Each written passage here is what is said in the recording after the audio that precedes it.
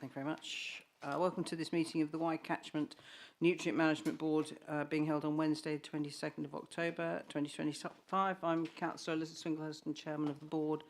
The fire and emergency evacuation, for those present in the meeting room, if the fire alarm sounds, please leave the building by the nearest exit. Make your way to the fire assembly point in the car park. The agenda papers and other relevant information for this meeting are available for public viewing on the Herefordshire Council website. The Council is streaming the meeting live on the Herefordshire Council YouTube channel and making a recording. There are no members of the public present. Welcome the remote participants. I think you all know to use the virtual hand to signal if you wish to contribute. Thank you very much. Okay, so moving into the agenda. Apologies for absence. To receive apologies for absence. We've had apologies from Jamie Orsley of the Herefordshire Wildlife Trust, Helen Dale from the Country Land and Business Association, and David Gillam, Save the Y, with Ian Haig joining us online as a substitute. Are there any other apologies? Thank you. Notes of the previous meeting. The notes are included in the agenda pack for the meeting on the 16th of July. Are you content that I sign the notes as an accurate record? Yep. Okay, thank you. I'm going to just touch on one or two things as matters arising from those notes, just that we probably, a lot of it will pick up, I think, on the agenda as we go through, but Item 5, discussion around the environmental permitting and the ability of local authorities to monitor manure management plans. There was a conversation I remember in the meeting which seemed to have a hanging thread about the ability or the appropriateness of local authorities monitoring and managing manure management. Was there a further discussion of that, or any further thinking or upshot from that discussion? I think it was Councillor Charlton who'd raised it in the meeting.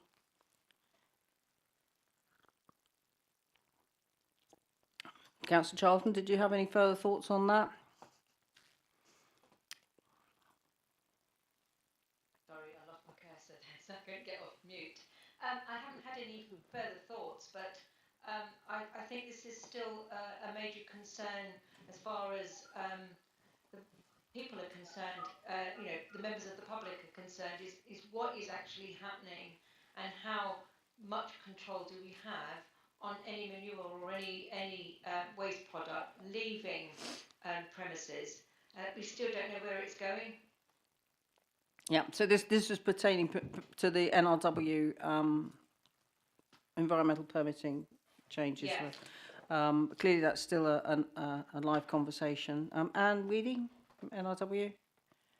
I think a question has been raised. It just came in to me yesterday. CBRW have asked a question, so I think it'll come up in the question. So I mean, it only came in yesterday, so we don't have an answer yet.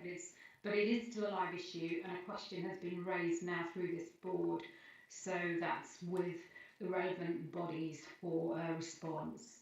Yeah, I think I'm right in saying as well. Catchment might be able to help me. Councillor Catchment might be able to help me. We've raised this at Welsh Government level as well. So we're trying to raise it in all of the areas that we can. I suspect we're not going to get an answer to it, but I don't think that's a reason not to keep raising it. Yes, I agree. Councillor Maybe? Thanks. Yes, Jackie, I was just thinking I should say something then. I agree that it's really a matter for concern. However, I think what is not there is any kind of detail. Perhaps I assume if there was some guidance, having had a quick chat with planning officers about it, they've not had experience of this as yet. They would expect probably that the applicant would have to prepare, would be the one who had to show evidence that they were complying. So it sounds, the way it's worded sounds like, oh, local authorities would have to notice non-compliance and go out and inspect, which does sound like a burdensome thing, and perhaps where there isn't the expertise. But looking at the other way around, if the applicant actually had the obligation to show evidence, and it was a relatively rare occurrence, you could also get external expertise to support you. So I think what's lacking is the detail about how to do it and an experience of that. But absolutely agree with you, Jackie, that to highlight it, I was a bit shocked when I read it. I thought, oh my goodness, that's still there, not explained fully. Okay, thank you. That's really helpful. So if you could just keep the board informed as the discussions progress, and any help that we can be, obviously, we will endeavour to support you. Okay, so we'll move on to agenda item 3, which is updates from local planning authorities on cumulative impacts, which I think was a question raised. There's still collation going on between waiting for information to come in from different local authorities on that. Am I correct? So that's another hanging thread, really. But hopefully we will get that. And I can see no reason why something that comes in between meetings can't simply be sent out to members of the board between the meetings. I don't think we have to wait for the next meeting to share a response to a question from the last meeting. So if the board's content with that, and if we can note that as an action, and maybe we can remind the other local authorities to provide a response as well, so we can collate them. Thank you. Okay. Sorry, Councillor Charlton. Did you say who has responded so far? Is there a list of local authorities who have responded? No, no one's responded so far. Because I was under the impression that officers from Powers had actually responded to this question. Or at least they were looking at a response. Okay, no, that's fine. I mean, it may be that it's kind of somewhere in the system and it just hasn't made it through to the agenda today. But I haven't seen anything. Sorry, yes. Okay, that would be great. Thank you very much.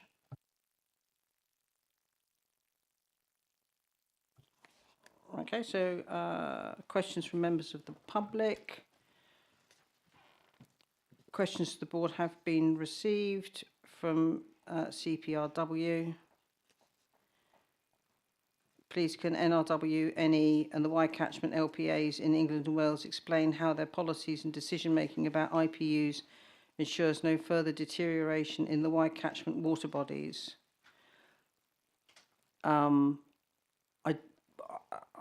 Obviously it's up to board members if they wish to reply verbally or provide a written response, but if the option is to reply to send a written response, if we could have that in a timely manner, that would be appreciated. So it's NRW and yep. Yeah, the question only came in yesterday, so I picked it up yesterday. I've just sent it to our sort of advisory team here. So as soon as we've got that response, we'll send that back in writing. Fantastic. And Natural England?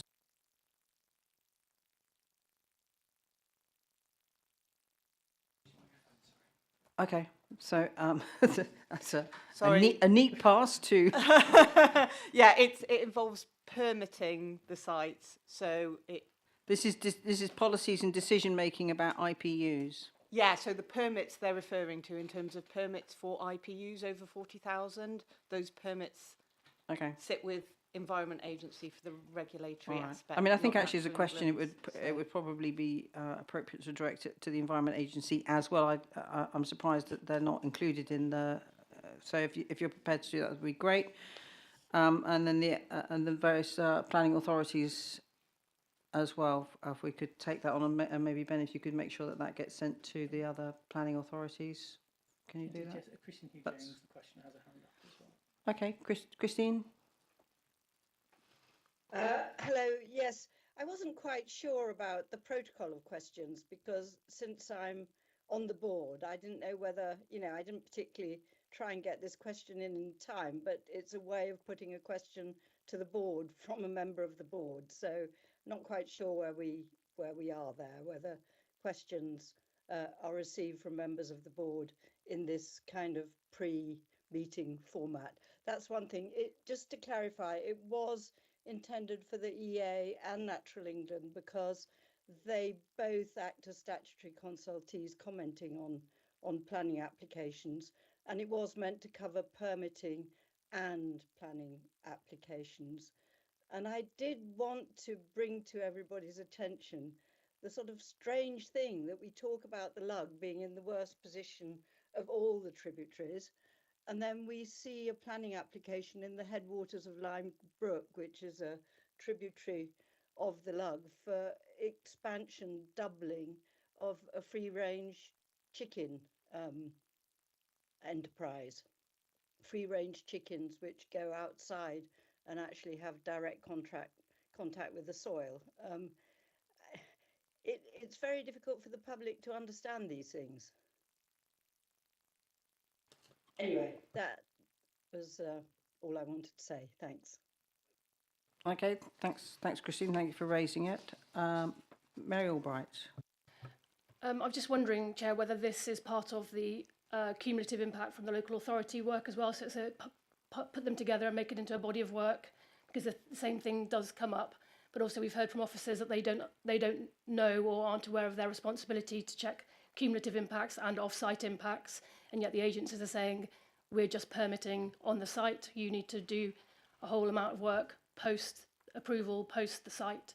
So I think there is a bit of a grey area around permitting approvals, management, monitoring afterwards, and that strikes me as being the same subject matter, and it could be something that could be done so that officers have the information and guidance they feel more comfortable with, the agencies are clear when permits and statutory consultee responses are going to be helpful, but also with regard to monitoring post the approval. Waste management plans are being approved, they are part of the approval document and therefore should be adhered to, but we are probably all aware that those waste management plans have changed significantly in the catchment, and there needs to be some sort of kind of way of capturing when things change as well. So I think Christine's point is part of the previous point. Yes, they do all seem to connect. Andrew McRobb. This is purely point of process, really. I don't think we've got a good position here with questions coming in maybe a day before the meeting. Some of them are quite complex. I think we can't really expect statutory agencies to be able to reply that quickly. Could I suggest that we actually issue the minutes of the meeting and then give a 5-day, 10-day period when questions can come in, which would then allow statutory officers much more time to have a response ready for this meeting? Because I think what we have, this happens every single time now, they just get pushed back because they go, I can't give you a response, I've only just got it. So I think we need to change the process. Okay, what I would suggest though is that the what Christine Hugh-Jones is raising is a substantial issue, and I would be very willing as chair, and I think you all do know that I'm very willing to take on board and into the agenda any issue that is particularly pertinent or challenging. And this sort of question is deep and complex and requires quite a lot of thinking about. And it would be better as an agenda item with enough time for officers to prepare and to do a Q&A, because otherwise you're going to wind up with an answer which is going to prompt another question. So that would have been my suggestion. And Christine, as a member of the board, you're perfectly within your rights to ask me to put something on the agenda. It's not usual for a member of the board to ask a question as a member of the public, because you're a member of the board, so you have other means at your disposal. Christine. Sorry, the whole thing wasn't printed out, but I did actually say that I realised it was a complex question. I was really addressing it straight to the board, and I understood that there probably wouldn't be a full response until either before or at the next meeting. So that was part of what I said, but it hasn't kind of got in the print. Yeah, I didn't think that you would imagine that you'd get a response today, because it's far too complex. But I think that Mary's suggestion of kind of rolling some of these questions together is sensible.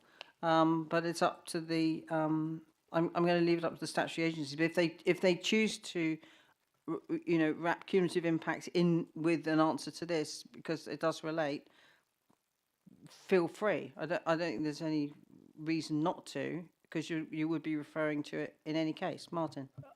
So as per Andrew has said, one thing I did ask actually this time was whether the questions could be provided. I think we had previously asked for sort of 10 to 14 days. The reason being is because a lot of the questions that we've had previously are really complicated in terms of they don't sit within, they may be in our national technical teams, and they have to follow a formalised triage process. So I think if we can get them earlier, what that does mean then is we can then have a more rounded conversation here, rather than us sort of coming with either no answer, which is shared later, or something more generic. Now, in terms of, by all means, we'll look at the question. I haven't seen it personally. There is obviously a distinction here between planning and permitting and the respective roles of local authority and all of that. So I think what we'll do is probably bring our prospective roles and remits around what we consult on and why and how we do that, and then perhaps a further conversation at a future meeting if you feel that's of benefit. I think it's worth acknowledging that our influence of that process as an organisation, as a representative here, is going to be likely to be very, very slim in terms of what we can change, because we are working to an organisational framework, whether people may think that's right or wrong, but that's worth just acknowledging. Yeah, no, that's fair enough. I don't think anyone would expect you to answer from any point of view other than within the confines of the relevance of that question to the work that you do as the EA and any NLW. Local planning authorities will have different roles, and I think they can answer to those questions with that in mind, and I think people will understand that difference. But yeah, if it then becomes, and indeed if the response comes out and members of the board feel that actually this should be an agenda item, please just ask me. Okay, thank you. Update from the River Wye Statutory Officers Group. So, purpose to receive the update report. The slide deck has been published in the main agenda pack. We'll be familiar with that. I was wondering if I may, the notes, as it were, of the most recent meeting, or the meeting presumably, which is the meeting that's happened between the two board meetings. I don't have you met more than once, or just the once? I don't personally go. Did you go to the Statutory Officers Group, or Claire? Yes, there was one. Emma Johnson attends the Statutory Officers Group. Yeah. I believe there was one. Yeah. Okay. So we've got data relating to 24th of September. So it suggests that there was just the one meeting. And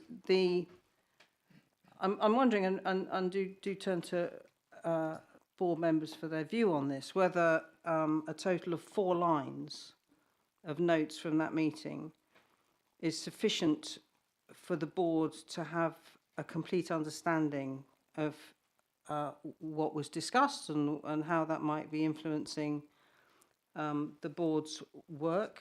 Looking at the terms of reference and the governance, the relationship between the Nutrient Management Board and the Statutory Officer Group does seem to kind of indicate that that we are the role of the board being one to influence, advise and challenge. If the decision makers sit on the Statutory Officer Group and the job of the Nutrient Management Board is to advise and challenge those decision makers, it's very difficult if all we have to go on is 4 lines, to be fair. I mean, that's just my personal view. Do other members of the board have any views on that? Mary? This was the point I made at the last meeting, that it's not enough information for us to discharge our responsibilities. But again, we've got, so the 4 lines, nothing, doesn't explain anything, but we don't even know who's in the SOG, and it didn't seem like people kind of were sure who was attending. I don't feel that that's good transparency between the board and the SOG. It would be good to know who is attending or who did attend, who couldn't attend. And then 4 lines of what was discussed seems to me to be too brief, especially when it's kind of IT challenges. What does that mean? When are we going to have the Welsh evidence base? You need to have the follow-on a kind of outcome of the discussion. And then when you go through the slide deck, again, we're back to graphs with no explanation. There's photographs of a field. What are we looking at? What are we challenging? What are we endorsing? What are we supporting? It's not a kind of document that that I can use. And I feel that my job as a board member is kind of stymied by the fact that that information isn't good enough for me to do anything with. And then also going back to the terms of reference, the operating principles, the group will work openly and collaboratively with the Nutrient Management Board, seeking and taking into account the Nutrient Management Board's views in its decision making. I'm not sure that this is entirely met. The openly and collaboratively part of that is being met by the way that the statutory officer group is reporting up into the board. Andrew McRobb. I'd like to endorse Mary's point, but equally, if I look at the 3 bullet points, there are words in there I would never expect to find in an executive summary, such as hopeful, challenges, to explore. There doesn't appear to be any definitive action as to what has happened and what the outcomes might be. And that's what I'd like to see. And Dr. Bodmer? Yeah, it's been very well put actually by yourself and Mary. Just seconding that, there just isn't enough information here to really comment on or make decisions on. So, thank you. So, yeah, Dan. Yeah, I sit on the statutory officer group, and kind of at the current moment, I guess we are in a position where we are waiting on a nutrient management plan, the Welsh evidence base, and the English side with the DWPP to come. That basically isn't ready as yet, so kind of it will be coming in the next few days. So we are looking to kind of, we are in that position at the present moment, kind of where once we have something more substantial, I guess as a group, we can start looking at it from that particular angle.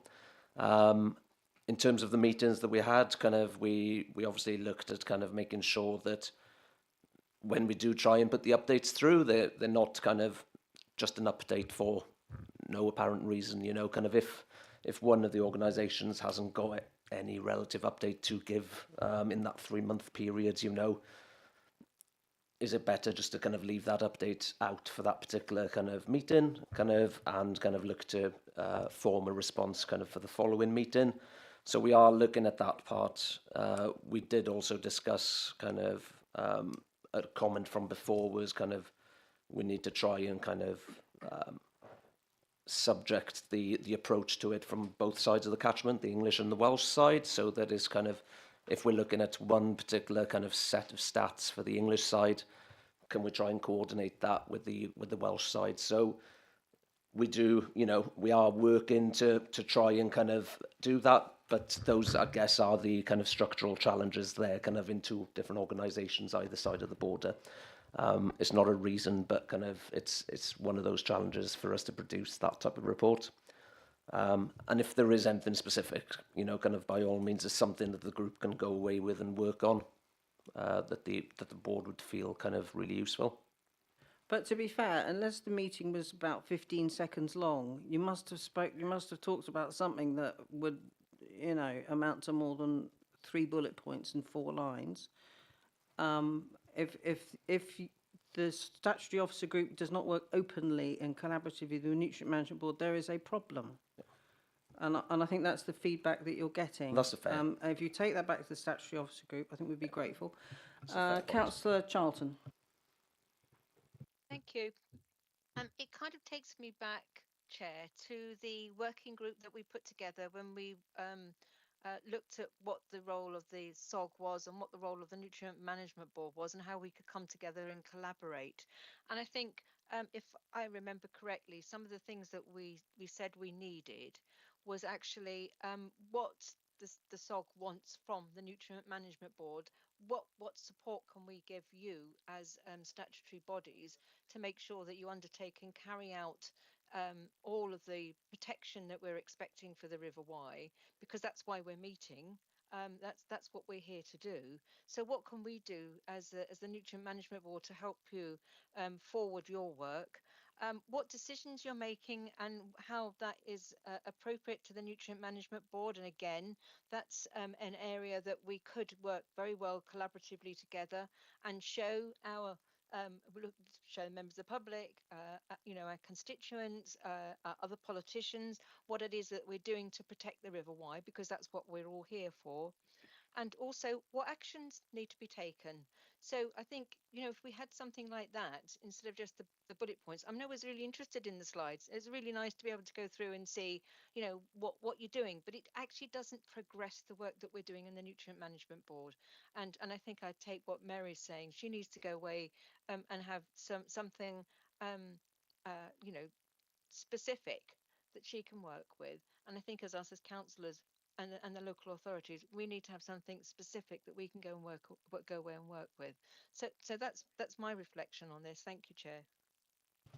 Thank you. So then going on from that point, looking at the individual agencies' reports, EA, I don't understand the map with the blue blobs and the red blobs. It needs a key.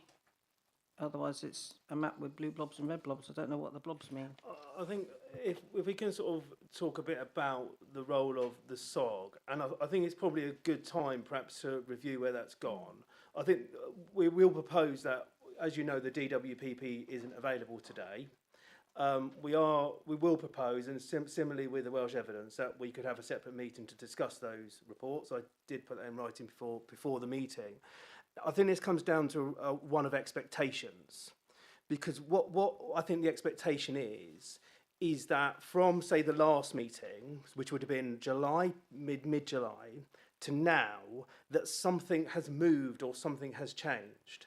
And I think that we've got to a thing around expectations that every quarter we feel pressure to put something in a slide pack because we know that we get criticised by saying nothing. Now, I think it comes round to then, if the board is happy for us to say nothing because we know much of this work is already happening, and we know that the regulatory work, the partnership work, all the other work that we're dealing with in the catchment isn't going to change the dials between a 4-month window. And I think perhaps sometimes where this board sort of perhaps we don't take it forward, or we tend to perhaps go round in circles, is perhaps there's a misalignment between what the board expects to what you'll be able to see in terms of your river condition, in terms of your monitoring. Now, if you look, for example, as the ranunculus recovery, now we know the ranunculus sort of started to decline around sort of 2020, 2019. So it's taken all that time to recover. And without going into the reasons why, that wouldn't have recovered between one board to the next. And I think perhaps where we need to take that wider conversation is do we need a SOG? Does the SOG need to sit frequently? And I think that's a conversation we take outside today, but also I suppose what you expect, because to a certain extent, we can't say much more than we've probably said in the previous meetings until we've got these relevant things available to discuss more openly. Okay, so I think you're not entirely understanding what I'm saying. I don't think anyone has an issue with the slide pack. I mean, there would be individual bits of the slide pack that we may discuss, later. The specific point was whether 4 lines is an adequate summary of a meeting when whatever might have happened to that meeting might be, pertinent to what we're trying to do. I don't know. I mean, as a set of minutes, I'd consider that to be a little bit too concise. That's the point that's being made, not whether or not it takes however long it takes for ranunculus to recover. My expectations of speedy progress, I can tell you, are never that high.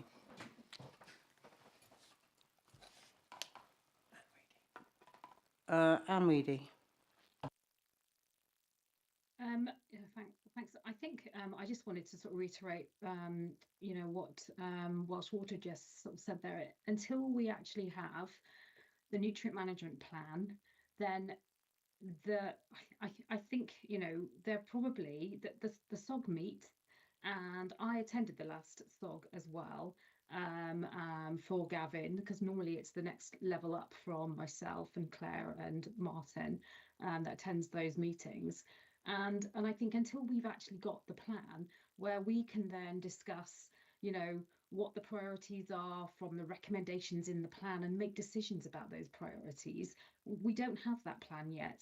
Unfortunately, we're pushing really hard, and the focus has been around getting the evidence base together and getting and now the next stage, pulling that plan out of that evidence base with the recommendations. So I think once we're at that stage and we've got that key document, which is, you know, which is crucial for, you know, making progress here, but we don't have that right now. So you know, my kind of summary of the SOG from the September SOG that I attended, it was more probably of a pre-meet for this meeting, you know, where we talked about the slide pack and we talked about, you know, what happened at the last board meeting and pulling the slide back together. And it you know, in reality, it probably wasn't much more than that. So, but I'm sorry, Anne, but it is clear in the terms of reference that it is the job of the statutory officer group to produce the nutrient management plan. My expectation, therefore, would be that meetings of the statutory officer group would be laser focused on pushing forward the nutrient management plan, and the report to the board of that meeting would include all the actions that they're taking to bring the nutrient management plan forward in a timely manner. Okay, and you know, and I guess, you know, I've touched on that in the, you know, the NRW sort of slide pack, and the fact that we do now have the evidence base, the draft evidence base has now been sent through, and we did have issues with getting access to that document because of the size of it, and sharing it safely between different organisations has actually been really challenging, you know, from an IT point of view, and we did struggle to find the fix where all of the organisations could actually see that document, you know, in that final draft of that document. So I guess, you know, some of those, that is what's been referred to when, you know, that we talk about sort of challenges and the IT sort of side of things. But you know, hopefully once we've got that plan, and you know, we are moving now, you know, we are getting very near to the point where we will have it. You know, I think the work of the SOG will be, you know, a lot more real and mean something, and we can actually, you know, start making those decisions that we absolutely need to be making. Mary? It won't come as any surprise what I'm going to say, but for 2 years there's nobody that wants a nutrient management plan more than me, nobody that needs it probably arguably more than myself. For 2 years we've been told we can't revise the plan because we need the DWP, we need the Welsh evidence base, and then there are other documents like TARA that kind of get mooted around. We don't control those plans, guys. We are not the people that can write those, deliver them, or have access to them. Last meeting, we were given dates for those documents. They have not transpired. So when you talk about expectations, my expectations couldn't be much lower, but we were given dates, and Martin will know that I wrote to him to say, are they likely to be available? And it turns out they're not. But it's not then fair to say, oh, we couldn't do a good SOG because we didn't have those documents. They're your documents that you're supposed to make available to us, and then we work together to scrutinise these plans and actions to write the plan. I agree we can't do anything without a plan, but it's not the board that can write the plan without the documents you told us we need to have. So I find it really, really frustrating that you can't do good SOG work because you don't have the documents that you've told us you're writing, and then the idea that there is no plan for us to discuss relates to those missing documents. It's like a terrible, terrible circle that neither of us can get out of. But the expectations are set by the agencies. I've been doing these meetings for 5 years. My expectations vanished years ago. The expectations I have are from the agencies and the local authority to a degree. But other than that, I'm just here waiting for the documents to then work on how we make a good plan. It's not fair to put it back to the board to say, we didn't have a plan, we couldn't do it. Okay, so we will be discussing the DWPP and other things as separate agenda items later in the meeting, so we'll park that one for now, I think. I mean, it might help the SOG if we gave them a list of things that every month are quite useful to have. So I would love to know, does the river show any improvement given the past 5 years? So we could, as a board, decide on benchmarks that might be useful, and that might be something that then the people on the SOG go, okay, we can put that data into the slide pack, and every month we have rolling, trackable evidence of what happened. I agree there's no point filling a slide deck with information that you think isn't useful. But if it is interesting and useful, pop it in and explain to me what I'm looking at. So when it says, for example, abstraction equipment was found nearby, is that a good thing, a bad thing? What does it mean? What happened? If you want us to know about it, just give us a bit more information and we'll go through it. But otherwise, I'm happy to suggest some ideas that would be meeting by meeting benchmarks that would be quite useful for us to have a kind of handle over. And Chair, this comes to my point. That's unrealistic to expect a change from a nutrient management board to a next. The water framework directive cycles are every 3 years. So to expect, we briefed previously, there was a discussion around red, amber, green and all the different status you could provide. And I think this is perhaps where the board needs to come to an agreement around expectations, because partly when we provide a SOG slide pack, if you delivered a presentation, you would normally just provide some brief information.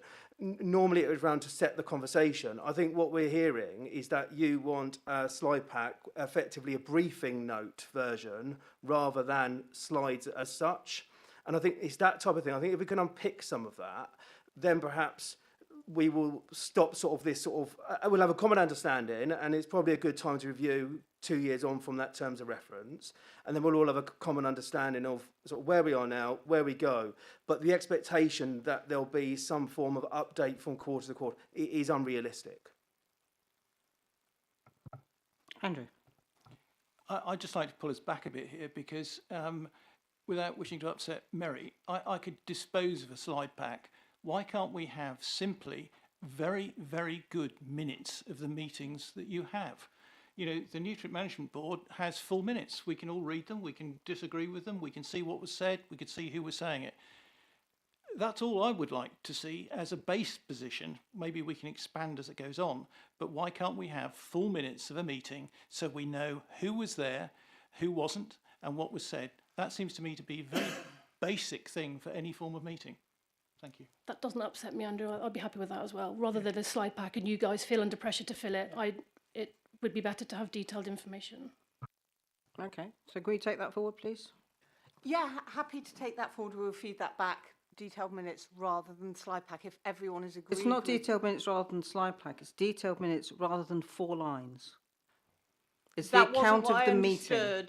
So the slide pack is just very interesting, you know, what you've been doing, and I think in a sense we could probably work on exactly the data that we'd be more interested in and how to present that. Yeah, that's but understood. it's the notes of the meeting. Yeah.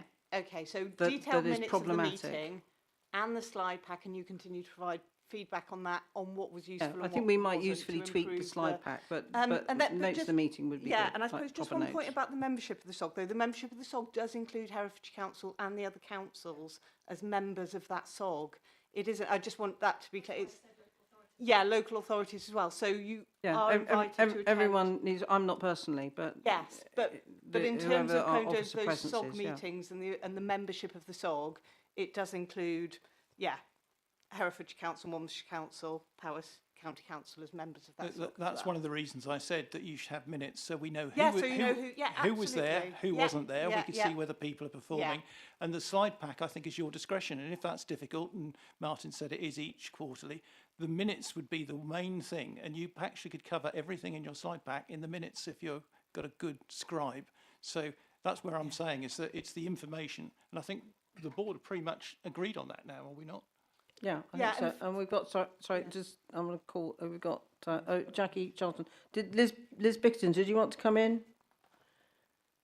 The discussion has moved on a bit. I mean, the point Mary was talking about benchmarks. I just wanted to reflect back to what Jackie had said previously, because Jackie was raising some key questions that could go back to the SOG, which weren't in terms of needing performance indicators every quarter, but could ease that communication, which seems to be lacking here. So I was going to really reflect on that, but I think the discussion has now moved on to needing minutes, etc. But I do think there's just needs to be some clear tabulation, you know, of the discussions between the two, because it's just getting lost at the moment, and I do share Mary's frustration with it, I must admit. Thank you. Councillor Charlton? Yeah, I just want to come back. Thanks, Liz, for raising that, because I think that was the nub of what I was trying to say. What we want, the SOG is our officers.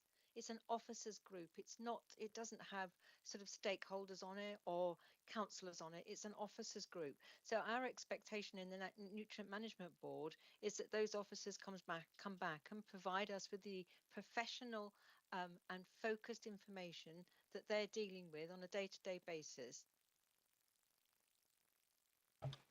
Okay, thank you. And I think just in terms of the, sort of potential tweaks to things like the slide pack, that you've got reference to water quality grants, 50 approvals for water quality grants, but it doesn't really convey anything to me. I don't know, what are they doing? How are they improving water quality? Actions? What is this thing? Yeah.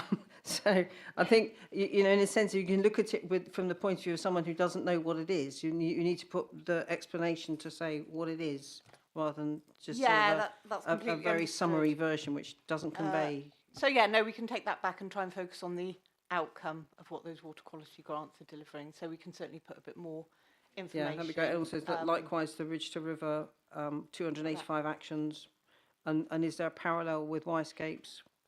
So there are kind of, because it's very,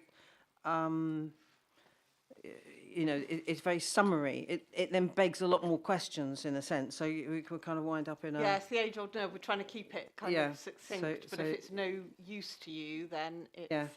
So if you're kind of looking at it from wearing the hat of, if I was on the Nutrient Management Board responsible to know what are the actions being done by statutory agencies to deliver water quality and particularly nutrient reduction, what would I want to know about this? How is it delivering that? When is it delivering that? How are you quantifying it? It's all the obvious questions. And then I also had a question about the local plan, which you have a comment in there about the local plan, whether or not you're taking into account the conclusions of Rue Perkins at Cardiff University about the role of phosphate in the Y. The local plan is for Herefordshire Council to. Yeah, but any are broadly saying that the delivery of the housing numbers in the new local plan, subsequent to the National Planning Policy Framework changes, so the 30,000 odd houses, that would potentially produce a nutrient neutrality situation in the wider catchment. Rue Perkins of Cardiff University has concluded that phosphate is not the principal causation of algal blooms within the Y. So it would seem to me to be a question that needs to be explored and certainly factored into the thinking around this before we, create a lot of difficulty for house builders. If in fact the science is going in the other direction, and how do we address that? How is Eddie going to address that within their thinking? So that would be a question. So our national team would keep nutrient neutrality advice under review, and that advice would take into account evidence. But our evidence is currently the evidence we are providing on nutrient neutrality. So and have you provided the Cardiff work? I can check that with our national nutrient neutrality team. It could be enormously important. So I would hope that that's gone somewhere up the line there, and indeed to this board would be very interested in what the national team make of that and whether or not they're going to revise the targets, figures and thinking around phosphate in the Y. That's a question I can take to the national team about our nutrient neutrality national advice. On a positive front though, NRW, the link to the Upper Catchment Restoration Project is really positive. Thank you for that. Councillor Maybe. Thanks, Councillor Singhurst. Apologies if I've missed something, but the discussion around the different plans, what is the timescale? I just noticed that we still don't have. I thought the diffuse water pollution plan was ahead of the Welsh evidence. That's the next item on the agenda. So we're just going to wrap up with the SOG update, and then we'll get into that gnarly bit of conversation. So yeah, I mean, also to report to the board that I also attended the Welsh Government Water Summit, which was brilliant and chaired by the Deputy First Minister, Hugh Davies. And I have to say I'm really impressed with his personal commitment to the rivers of Wales. It's really inspiring.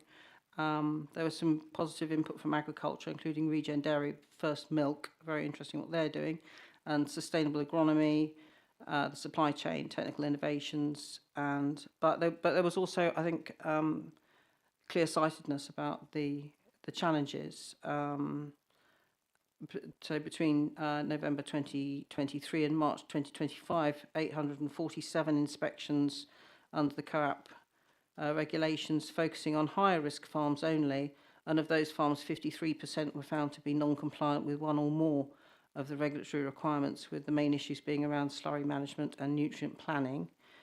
However, since inspection, 91 of those farms have become compliant, having taken remedial action quickly and effectively, so well done them. There is still work to do there, though. Right, so let's move on then, unless anyone's got any further comment on the SOG update. We all good with that? All right, so let's move on. I'm just reminding everyone that we've got Gareth Dunstall coming into the meeting at around about 3. And wherever we are at in the discussion, I will pause and we'll deal with his contribution, which is to update the board over the Living Lab money, the £1 million, just so that we're all apprised as to where that's got to. But for the time being, we're going to go on with agenda item number 6, diffuse water pollution plan, to receive an update. Martin Quine. So if you recall, and I suppose without the want to go through sort of what I said at the last meeting, so we're pretty much there with the diffuse water pollution plan. The action plan we shared last time provided the strategic objectives, the options appraisal, and the actions which the board had opportunity to review. The broader document links to modelling and how some of those conclusions have been reached. The reason why it's taken longer, because it's had to go through a peer review process. That includes some of the technical modelling questions. But we can't lose sight that this came from a judicial review. So consequently, we have to share it with the claimant before we can share it wider. Now, in terms of where we are with it, it is in the coming weeks. I think it will probably be ready a similar time as the Welsh evidence. In terms of what we do next is, as sort of alluded to already, I think there's probably benefit in having a separate meeting to go through it. There's not more I can update in terms of to the board today, in terms of what you saw in the last meeting and where we are with it. Okay, thank you. Mary?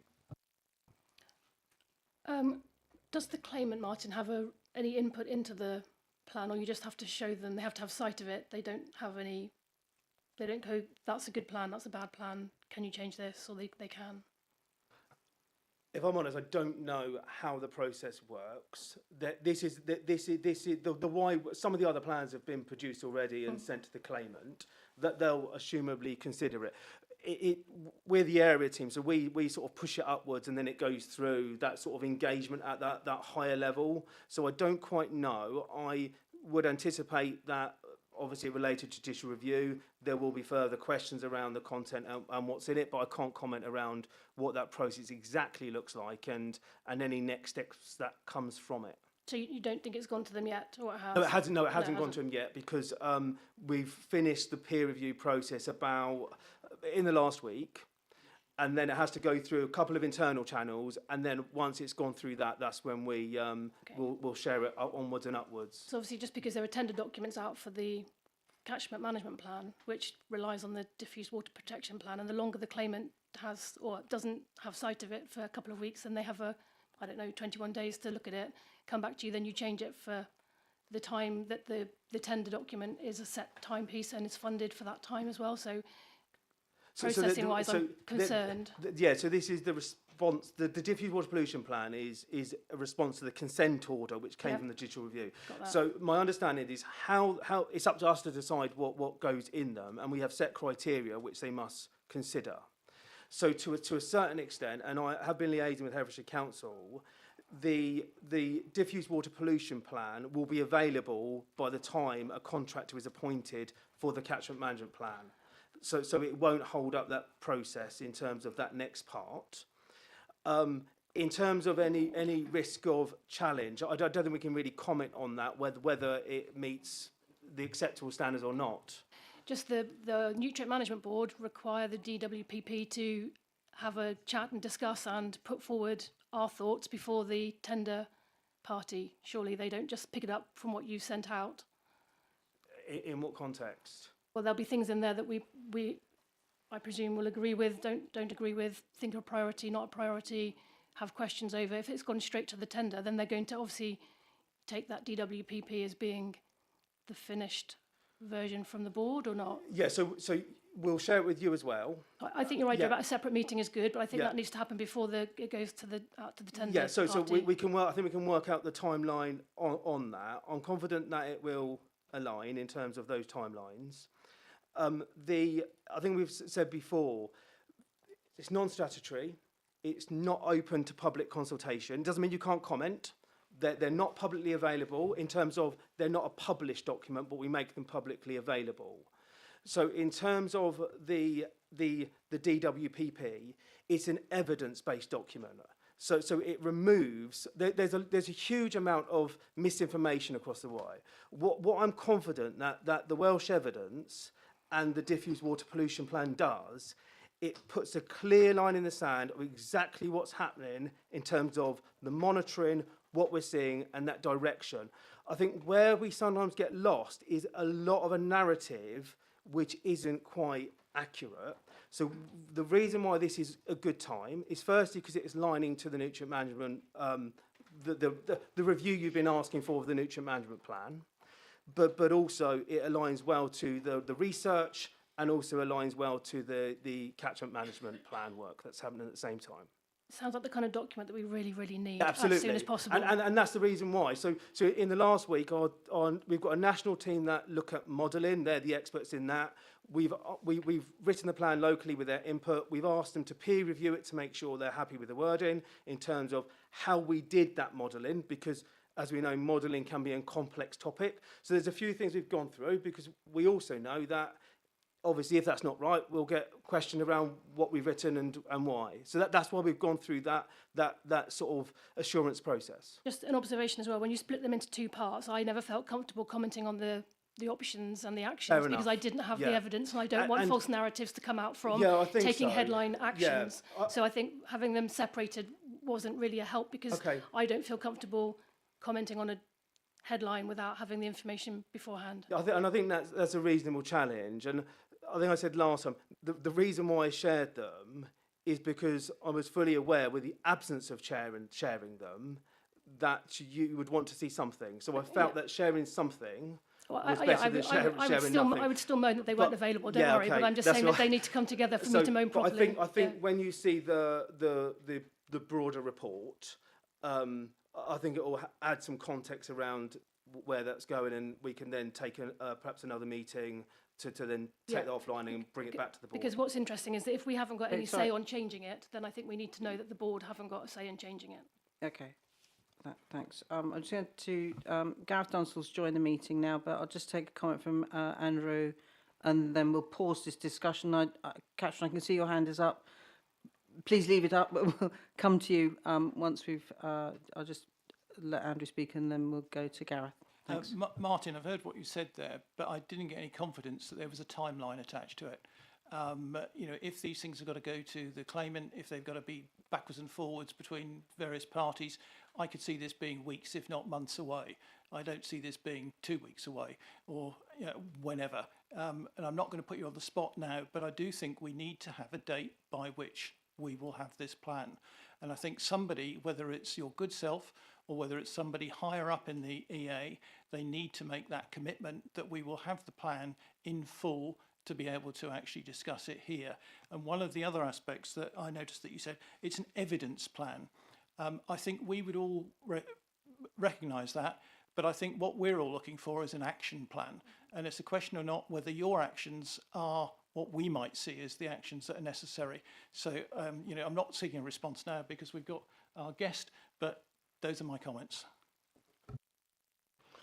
Yeah, and actually, just to fold into your thinking here is that, in a sense, I'm very well aware. I mean, this is the DWP coming from a consent order, which I think was originally made when 2016, so nearly 10 years ago.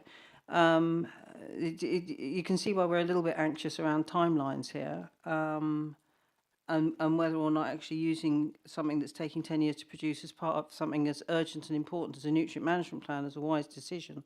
That may be something that we should be considering. I don't think that's a very fair comment, because it hasn't been ongoing for 10 years. I think I explained previously that it was around the funding. What I said was that was when the consent order was made. That's right. But which is accurate, I think, isn't it? 2015, but we haven't taken 10 years to write this. I think what this reflects is, and we've been, I've sat on this board a couple of years, the board has been asking for us to review the nutrient management plan. And if you those have been around long enough, it was 2014, and then it was updated 2018 with the Dutch ruling, and then it had a high-level review more recently. Consequently, the 21 there was a high-level review, and because if you remember, the original plan was around economic growth and housing growth in Herefordshire. It was then updated once the Dutch ruling The original came plan out. was about 2014, and then it was That's reviewed right. around about 2020, 2021 in light of the Dutch cases. That's right. And then we did a high-level review since then of the action plan. So consequently, what the diffuse water pollution plan is an update of all of that, of everything you've been asking for. And that's why when I say it's data and evidence led, it's a good thing, and it hasn't taken 10 years. We've been working on this for the last 2 years in terms of the funding we've received. The Y one is complicated. We've taken into consideration the previous plans, and we'll have it as soon as it's available. Confident that it will be aligning very well to the wider work of the catchment management plan and the Welsh evidence. Thank you. We're going to pause the discussion there and welcome into the meeting Gareth Dunstall from Department of... And lovely, and Mark Richardson as well from DEFRA, Department for Environment, Food and Rural Affairs. Thank you so much, both of you, for joining us today. So you're here to give us an update on the Welsh and UK Government Joint Research Initiative to tackle water quality issues in the River Wye. Over to you. Thank you, Chair. Thanks for that introduction. Yeah, I'm Gareth Dunstall, the lead for the Y at DEFRA, and Mark's joining. Mark's my manager. So yeah, thanks very much for well, firstly for your support of the Nutrient Management Board for this work, and also for the chance to come along today and give you a brief update on the research, which I will do now. So first thing to say really is that the project remains a priority for both Welsh and UK government. As you flagged at the top there, Chair, this is a cross-border collaborative piece between both governments, and we remain committed to delivering the research in a timely manner. As we know, the research was first announced back in March, so we are taking steps to try and accelerate delivery of the research so that we can start seeing some of these actions coming through. We want to ensure that the research continues to promote and support this sort of cross-border collaboration in England and Wales, because clearly that's a really important part of this approach. So that really will inform how the research is rolled out. And basically what that means is we're going to make sure that we do research on both sides of the border. So if that's on-farm trials, it will take place in England and Wales. So just wanted to flag that point. In terms of what we're doing right now on the project team, we're working to procure third-party services to deliver the research, and we are working through some sort of commercial processes, working with commercial colleagues at DEFRA and in Welsh Government, just to really try and get that moving at pace. As this group understands, I'm sure there's all sorts of different sort of processes which we need to work through when it comes to safeguarding public money.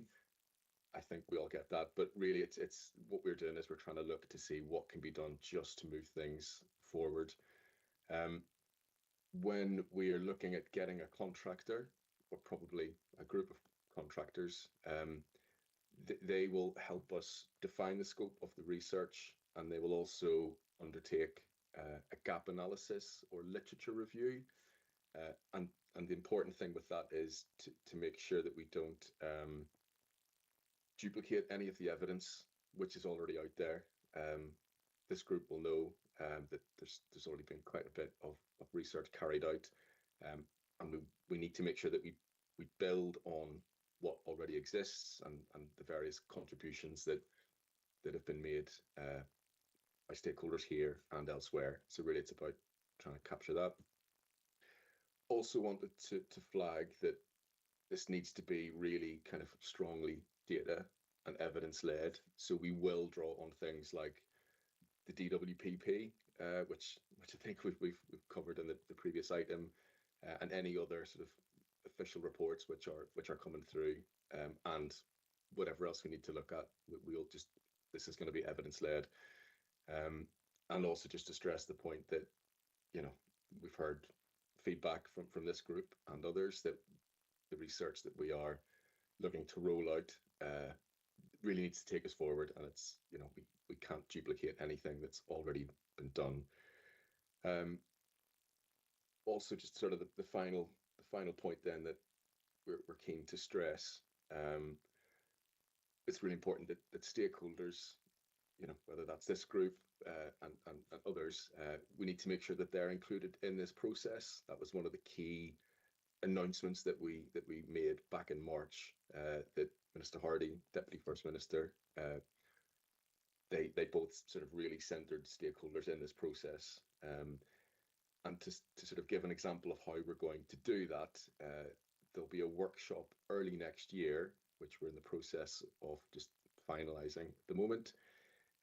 At the workshop, stakeholders will be invited to sort of take part in that, and it's through things like that stakeholders are going to help Welsh and UK government develop the research, and then we can all move forward together to start delivering it next year.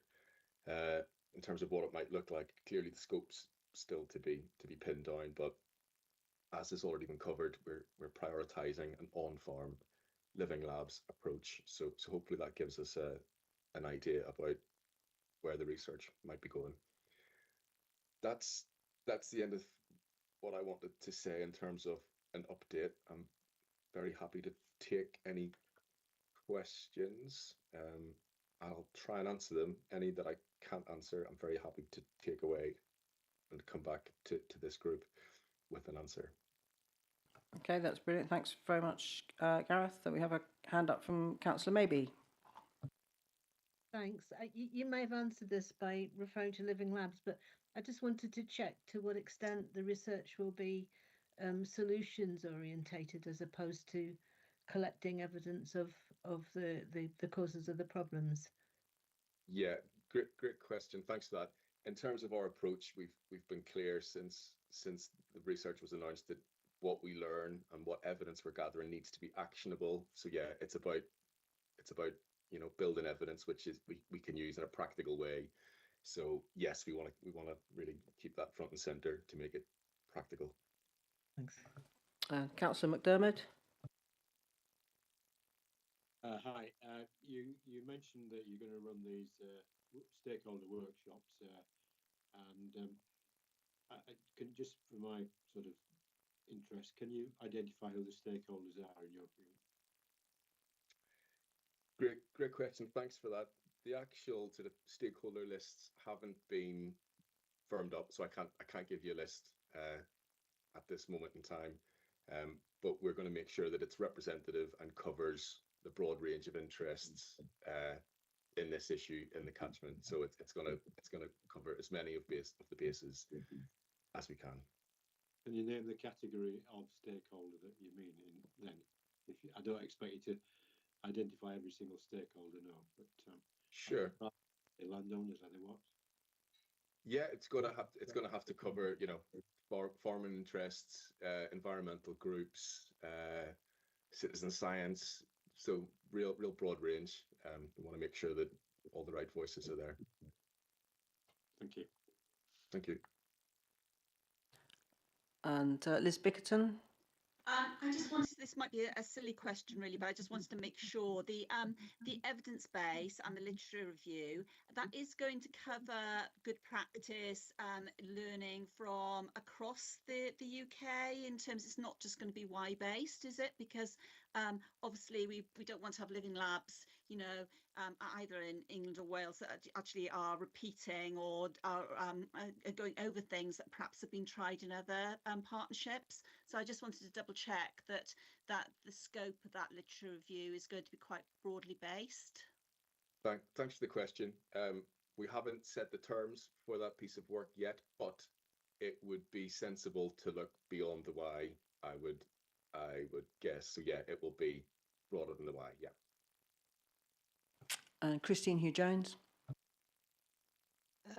Yes, this obviously doesn't apply to sort of on-farm research and evidence, but to the way that the results and conclusions might be rolled out. It's just a sort of warning that people have been using Welsh government and UK government statistics for agriculture. And if you look at the APHA statistics, which are actually in the Natural England document together with this meeting, the figures are very, very different. And I think a lot of us are worried that all sorts of policies are going to be based on figures which, particularly for poultry, partly for pigs, probably not so much for cattle and sheep, on numbers which just don't reflect what is happening on the ground. The APHA statistics are much more like what we see. Okay. Thanks for flagging that. Thanks. I'll make sure we cover that. Thank you. Right, we got any more? Mary? Thanks, Gareth. Obviously, there's £1 million, which isn't a huge amount of money when you're trying to fix a problem like we've got.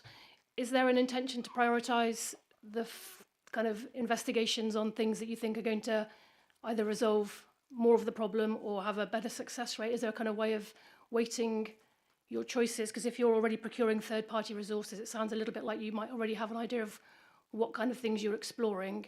It would just be a plea really to maybe prioritise things that haven't been done before but might actually resolve a bigger part of the problem, but also a geographical plea for the Lug, Arrow and Froome, which are the areas that are technically failing and are outside of the landscape recovery schemes, so tend to kind of be a bit of a dry spot for exploring ideas. Thanks for the question. Yeah, I think with this piece of work, we clearly want to prioritise value for money, and as part of that will involve a consideration of where our research and where the different topics will lead to the greatest sort of greatest impact. So yeah, there will be a way for us to prioritize impactful sort of interventions.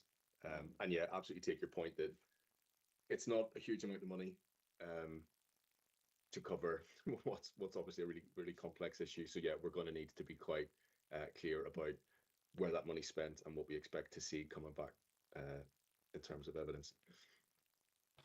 Martin Williams. Hi, Gareth. Just like to thank you for coming along and giving us a bit of an update. As I understood it, when we first initially started this project, that it was looking at gaps and gap analysis for data to enable the industry that seemed to be under most focus to improve its methodology, and I look forward to finding out the scope of where we go with that. And I hope that agriculture is the majority shareholder within this, because that's where the data seems to be lacking, as has been explained in the previous participant, in the figures and the numbers, and we need the figures and the numbers within agriculture to be able to state our case and to make sure that the correct procedures are being taken. So thanks very much for coming. Thanks, Martin.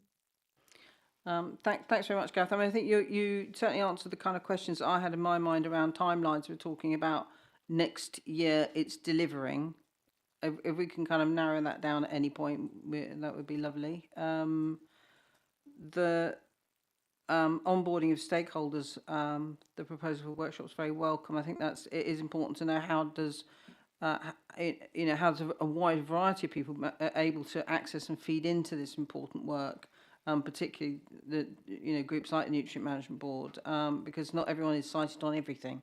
So it's kind of picking the people who are cited on lots of things and trying to bring that into the room. And then to slightly pop on its head the idea about it was Liz also saying onboarding information from other work going on nationally, but there would be some benefit, I think, in sort of looking at as actions come forward or solutions come forward, there may be some that would be applicable nationally, as it were, that would be of national benefit, and should therefore there should be some degree of consideration of specific funding for something that floats up through this process. And you think, crikey, that would be fantastic nationally, and therefore that would need to be fast tracked or maybe additionally funded using the Y. Ariloch and Froome areas as a kind of petri dish or test bed for it. Thanks, Chair. Yeah, absolutely. If we can apply things that we learn from the research in this catchment, elsewhere nationally in England or nationally in Wales, I think that would be that would be hugely valuable, and it's certainly something that the project will. We'll try and cover, so we will look at those opportunities. If you're around on November the 21st, we've got the summit, the Next River Summit, and that's looking at a couple of things that would be applicable nationally for remediation of legacy phosphates, which is sort of one of those head scratchers. You'd be very welcome to come along if you're in the area. But meantime, if there are no more questions, thank you very much for attending, and thank you also to Mark for his attendance. It's deeply appreciated. Thank you for all you're doing. Thanks, Chair. Thanks a lot. Thank you. All the best. Bye. Meanwhile, that was good. So back to agenda item 6. I think we had a hand up from Councillor Maybe. Did you want to pick up on a point about the diffuse water pollution plan? Thank you. No, Andrew said all the things I wish to say about wanting an action plan, not just an evidence base, and needing timelines. So thanks. Okay. Have we got anything further on that discussion? Andrew.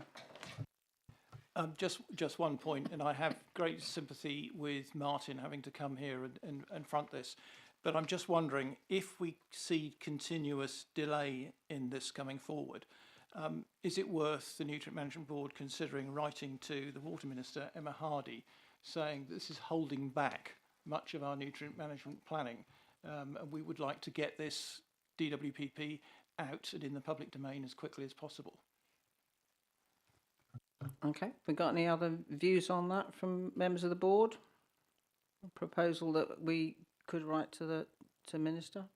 If it helps Martin's predicament of having a plan that he can't quite release, then I'm happy to do that. I also think that obviously the Y MPs, when they first got elected, were very keen to be involved. Have they got any kind of, can they help you in any way, Martin, by us contacting them? So as explained already, to a certain extent, writing to a minister won't change the timeline we're working to, because we're at that final stage in terms of just the final sign off. So it is just going through that process. So that will just follow the natural process over the next couple of weeks. I can't give you an exact date because I don't know what that timeline looks like. Certainly, I know for the Clun it was quite quick.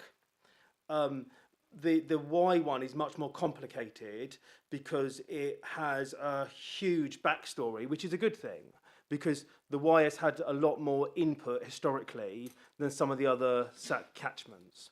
Is it a Y or a lug? A lug DWPP? No, it's the River Wye SAC, which covers is it called the lug DWPP, or it's called the Y? It's called the Y. lug Lug, DWPP. okay. But the evidence, So- because you gave so us information that was split into two Yeah, different... so for your benefit, although the SAC doesn't go all the way up, it does consider the Arrow and the Frome as that sub-catchment, so it doesn't stop at the point where the designation goes up. So it does cover the aspects that you're talking about and the monitoring and what's happening in that part of the catchment. So it doesn't help. So about perhaps you may want to wait a couple of weeks before you do that. It's up to you. By all means, it's in your jurisdiction to write to the minister if you wish. I don't believe it will change anything in terms of those time frames, the pressure we're under in terms of delivering it, and I think it will align very well to the other work that's happening. But it's your choice. Could we agree that if we didn't get the plan by, let's say, 4 weeks' time, then we would write that letter? And Martin, I don't share your view that it wouldn't make any difference. I've had a lot of discussions with ministers on various CPRE things, and I know they can change the world overnight if they want to. It's just a question of where that direction comes from. So I think, to be fair, it's not unreasonable that you know, as Nutrient Management Board, we're charged with, you know, trying to do something. One of the very important things that we need to do, the thing that we're charged is a plan, and it is the Nutrient Management Plan, DWPP. You know, it was decided would be the English bit of the Nutrient Management Plan.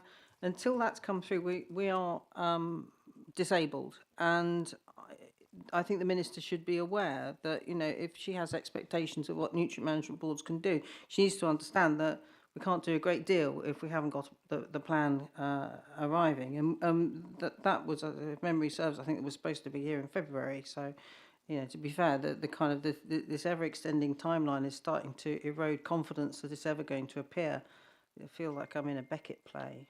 And nevertheless, I also would like to echo Andrew's point about it must be very difficult for you, Martin, and so please do be assured that we're aware of that you can't enjoy coming here meeting after meeting and saying, yeah, any minute now, it's coming along somewhere along the line there. We don't know what the problem is. We don't know where the obstruction is. Clearly there is an obstruction of some sort, somewhere, someone, something. We don't know what that is. You maybe don't know either, but maybe you do. I don't know what you know. But you know, it's difficult for you, and I get that. I think we all get that. But at the same time, I think patience is worn out now. Yeah, and I mean, I've obviously read the diffuse water pollution plan. There are going to be gaps, like we've spoken about before, in terms of measures and mechanisms. So that, you know, your measures, regulatory, voluntary action, etc., and you'll be able to see that. The other thing I think to be mindful of, because I know that, you know, I come here and like you outline, there's a huge amount of want and scrutiny around these type of documents, which I can totally understand why. The other thing to make sure is, and I'm very mindful, if we put out something which was more mediocre than you perhaps want, you may not like the report either way, but it's the best report plan we've got. So therefore, that's why we've taken the time to get it right. We could have given you something that's not fully complete or not fully considered, but the way we've done it is to make sure that it reflects the current position and the most up-to-date evidence. And remember, it's iterative. So it will be a review period amongst the other DWPPs. But yeah, absolutely. I'm happy to, if you wish to write to the minister, by all means do. Equally, we'll continue with what we're doing as planned. I think, I mean, one thing just sort of, I suppose, speaking from a local authority point of view, if we have a policy document or, you know, some big bit of kit coming through, what we'll tend to do is consult those people who are, you know, tasked with delivering it or in some way monitoring it or having something to do with it. It's very difficult if you're looking to come forward with a complete and total thing and go, here it is, and then we're just going to go, well, that's lovely, thanks very much. Actually, it would be useful, I feel, to all parties if a draft version was shared incomplete and imperfect though it may be, because we might be able to contribute positively to bringing it across the line in a form and a manner in which we can actually joyfully adopt it. But by not doing that, it runs the risk that it finally gets across the line and we don't adopt it and don't approve it, or don't think that it does what we want it to do, or whatever. It's just my experience. My experience is that earlier consultation, and that would be in line with the with the terms of reference in terms of dealing with us openly. That earlier and more collaborative engagement over this would be helpful. And I think this comes down to a later agenda item on the role of the nutrient management plan. It perhaps may be worth picking up around what that looks like, because by all means, Herefordshire Council could create a plan which covers your local objectives equally. The Welsh and the English evidence through these documents provides the up-to-date picture of where we are. Without the want of going around in circles, I think what probably would be the best next step is to secure a date to go through those two documents once they're available. If we can secure a date, we can then have a more detailed conversation. We'll give you a couple of weeks to digest them, to read them, and then reconvene. I think that would probably be the best thing in terms of this afternoon, because I don't think we're probably going to move forward. Okay, I mean, definitely we've heard today that it's literally on the brink any minute now, teetering on the brink. What is a reasonable time frame for the DWPP to be available? And again, without the want of going around in circles, I can't give you a date today, because give us a best guess. A year? Oh no. Okay, 8 months. Yeah, 6 months. Yeah. I work back. So the catchment management plan is currently out for tender. That's due for review, I think, early November time with the panel, before the consultant is appointed. It will be available for that piece of work to commence. So it'll be around, in any form it is, it'll be available for that. And I've confirmed that with Jude of Herefordshire Council to say that it won't delay any of that process. So we are talking about a couple more weeks. It's not a year, it's not 6 months. So if we say reasonably 4 weeks, if it's not across the line in 4 weeks, then a letter to the Minister. Yeah, if it's something you may wish to do. Okay. Sorry, Councillor Maybe. It was only an additional question, really, in relation to the timelines. I had understood that there would be some work done to synchronise the English and the work and the Welsh side of the work, and I just wondered how that was lined up and the timing on that. Yeah, we'll be coming to that in a moment, I think. So we're just going to go on to the Welsh evidence, and then yeah, you're just running ahead of us. Okay, thanks. Okay, right. So we'll go on to update on the Welsh evidence base. Gemma. So we will, at the moment, the Welsh evidence is out for peer review with agencies and other local authorities. It's due back at the end of this week, and we will have the final version next week, which will be ready for sharing shortly afterwards. I've been talking to Martin, and we're in agreement that coming together as another meeting and going through the detail, so giving people a chance to look at the documents and then going through the detail and giving people the opportunity to ask questions and input is a really good way forward. So if we can get that date in, presumably towards the end of November, then we'll work together on that and do that. And do you want to do a quick verbal update on the catchment plan? Where we're at with that? Martin's just given that update. So we're the panel are going to meet in early November to look at the tender documents from whoever's applied for the tender.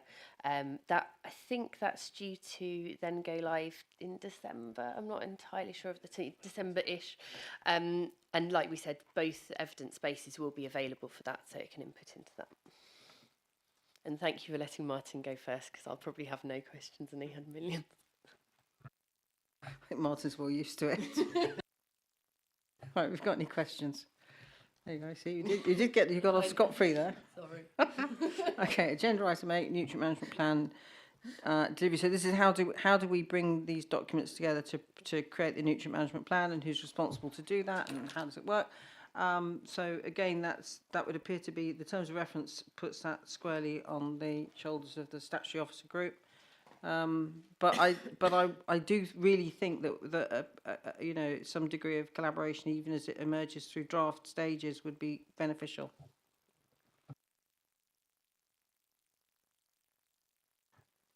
In terms of collaboration with the board, you're referring to, I think we can cover that as part of this meeting towards the end of November. We can arrange.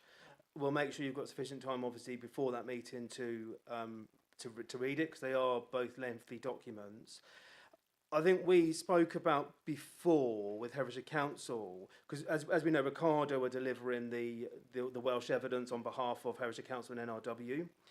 Whether there was scope to provide some form of bridging document, executive document, which effectively brings the two reports together, if the board wished to do that.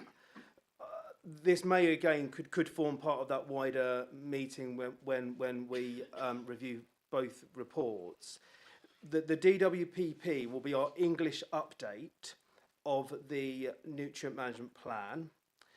We don't intend to provide a separate update to the nutrient management plan, because that will duplicate. We'll end up with two documents doing the same thing, because effectively the DWPP provides an update to those documents. Where you may benefit is because obviously we've got a Welsh one and we've got an English one, is something that brings them together. Now, I have seen draft both reports, and they are relatively well aligned. We've been engaging with NRW, Ricardo, Herefordshire Council on the process, and vice versa. So whilst they may be written because of personal styles in different styles, broadly they effectively are aligned.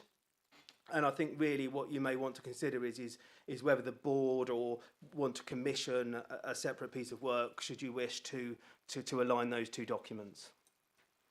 I think, Jeff, for me, I'm less concerned with alignment or narrative style than I am with an action plan with actual actions in it. And where does that, where do we get that, and how is that going to be developed? Because that really is our business and what it is that we're here to kind of oversee. I mean, there is an existing one. I know that may be news to some of. So there is an existing spreadsheet of actions. I don't think it's ever been updated since it was originally written. But we did update it. Oh, well done, thank you, excellent. Yeah, That's so marvellous. that was Do you know what, that would document be I really referred useful to. if you could share that the updated as a regular. That would be super helpful. Oh, you mean the one that Haley did? Yeah. Yeah. So Yeah, that's with all the gaps in it. Where spreadsheet. there's only, I think there's Welsh Water and then there's. Yeah, I mean, I think as far as I know, most of the actions were actions, but what we haven't done is add in any new actions. There was a light touch update done by Natural England probably about 12 months ago. It will be logged. We brought it to this meeting. It was a light touch update of all those. Right, because there were action. Not all the actions were Natural England's to do. No. So that's Most so. of them were, thank you for Natural updating England, Natural England's Natural actions, England but there took were on actions to other. do an update on that action plan, just to tide us over until this point when the diffuse water pollution plan and the Welsh evidence base So what came we together. do need is, it'd probably be worth going through that and sort of ticking off the actions that I know have happened, but they've just never been, filled in. But but it's that level that I think, and whether or not, question for the board really here, is it worth considering some form of task and finish or a subgroup to do this collaborative work and then bring that up to the board, because it's a really big item to try and do in a board meeting fully from start to finish. That's just my view. Has anyone got any thoughts about that? Can I just ask a point of clarity? So the DWPP, Martin, is a diffuse water pollution plan. So if you're not going to have any other inputs to the nutrient management plan, what about the other sources? Yeah, so whilst it's called a diffuse water pollution plan, it does consider the apportionment. So it considered the point source discharges from Welsh Water. So effectively, whilst it's got diffuse in the title, it's a holistic view of nutrients across the catchment. That makes more sense. Otherwise, we've got a big gap. Does confuse it. Yeah. And I just wanted to highlight, Chair, that that we have looked at the action plan in terms of the actions that are still valid within the one we updated with Hayley to transfer that information across where it's relevant. I think some of the actions within the old plan are sort of perhaps not as strong as they could have been, so we've looked at the wording of some of those, and I think that's where we can unpick some of it in a bit more detail if the board wishes, outside of this sort of formal meeting we have today. Because just one point, sorry, Andrew. The previous nutrient management plans, in all the 5 years that I've been doing it, have been determined to be non-compliant with favourable conditions. So they were never going to get us collectively to ecologically favourable conditions, restoration protection. So hence why the DWPP was actioned by the High Court. So I think it's really, really, really important that we all focus on having a plan with actions that are compliant with ecological recovery and protection, and not be quite so bothered about whether the actions are deliverable or we feel that they're palatable or possible. I think we have to have a plan with the actions that deliver meeting the targets, and then other people pick up from that what they need to do. And this is where Gareth outlined in his piece earlier. Remember, we talk about this sort of gap between the target, because it's a high river target, we're talking about the lug rather than the Y, because we know that the Y for phosphate passes its nutrient target. So consequently, the research is where there could be opportunity. I think you described around taking us forward, understanding some of those more complex, knotty issues, stuff you can pilot here and replicate elsewhere. That's the sort of stuff that can be put forward as part of what is the evidence gap, and that's why the DWPP comes at a good time, because what we know is that there are gaps that we don't know how to fill in terms of the measure or the mechanism. So the research could support some of that in terms of, like Martin said, the focus on rural land use, where we know the predominant source of pollution in terms of deterioration is coming from. And I'm talking about the lug catchment rather But than I think that's always been a kind of a key problem, which is we're writing a plan of the things that can be done or the things that must be done. What is it that needs to be done? And some of those things, as Mary says, might be unpalatable, they might be unthinkable. But we have to write a plan that says that we will get there. Yeah, and I think what we don't quite have at the moment is all the answers. And this is where the research, remember it's Living Lab, so it's in Catchment. I know you're talking about some stuff at the Rivers Conference. It is this type of research which can help understand what that could look like that's different to what we've had before. So I totally understand the frustrations about delays and timings, but actually, it's as up to date as it possibly can be at the time when we've got research, we've got the Welsh evidence, and we've got the catchment management. So I think we shouldn't really lose sight of the volume of work that's happening across everyone's partnership. And I think sometimes we come here and we sometimes forget that it's not all bad. When you look at this catchment and you list everything compared to some other catchments, as you can imagine, I think perhaps when you're outside of it, you realise how much work is actually happening. But do you know what? I have a feeling that much work is a result of a lot of challenge and a lot of public interest and a lot of passionate people who really care about this river and who push us all of us, to do our very, very best. So I think it really is truly a collaboration, even if sometimes it's a bit fractious. Andrew. Just to pick up on something that we've heard a lot of now, which is action, and I'd be totally supportive that's my position. We need action, but I do think we need to understand what it is we're asking for, because managing expectations is really, really important. And there are very few people sitting in this room here that have any levers that can implement action. We rely heavily on the farming community because they are the people we need to take with us. They are the people who need to take many of the actions, and we need to ensure that they're with us in this room working in the same direction. And I think we need to do more work in that, because action plans are great, but who's going to do it and who's going to make it happen? And I suspect a lot of that will come back to government incentives in many ways to actually implement some of them. So I'm all in favour of actions, but don't let us think that just producing an action plan is going to solve anything. We need the people who can make the changes in the room with us. Thank you. Yeah, and in that regard, we're very fortunate we've got Rural Hub and Farm Heritage and some amazing partners working with us. So, speaking of which, Martin Williams. Well, it's lovely to hear Andrew McRobb suggest that farming needs to be in the room. A couple of things that I've heard in the last couple of minutes. Yeah, Martin, I agree with Martin. There's been so much done over the past 5 years, in particular, through Farm Herefordshire, through whatever, through whoever might have done it, Avara even. Let's bring them into the room, my God.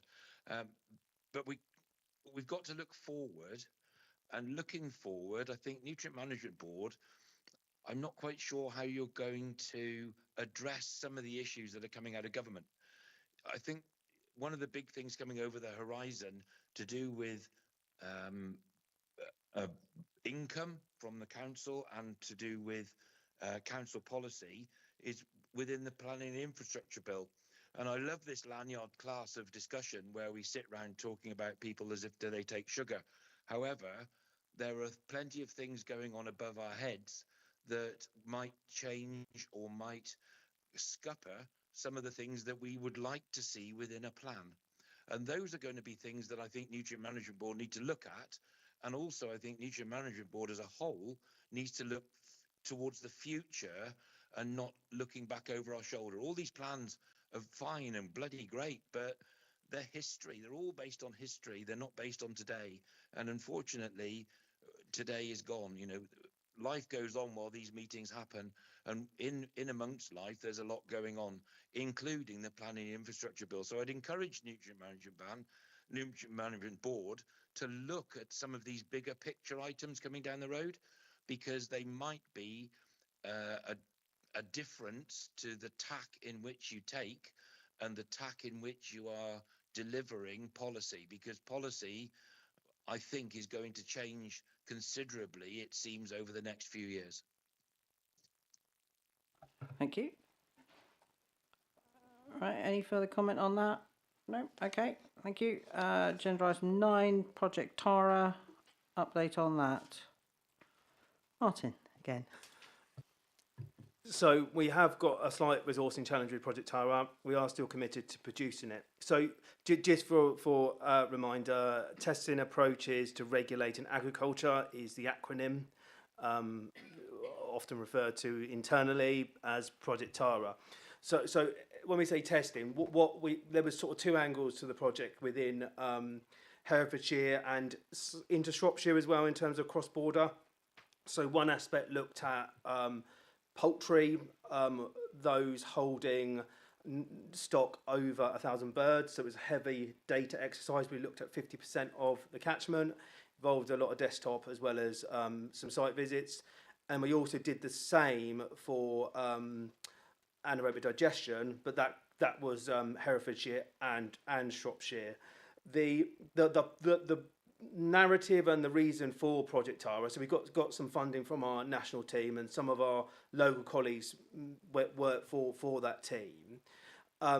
The testing approach to regulating agriculture is pretty much what it said. It was effectively saying, in terms of like how we currently regulate agriculture, do we need to look at how we could do things differently?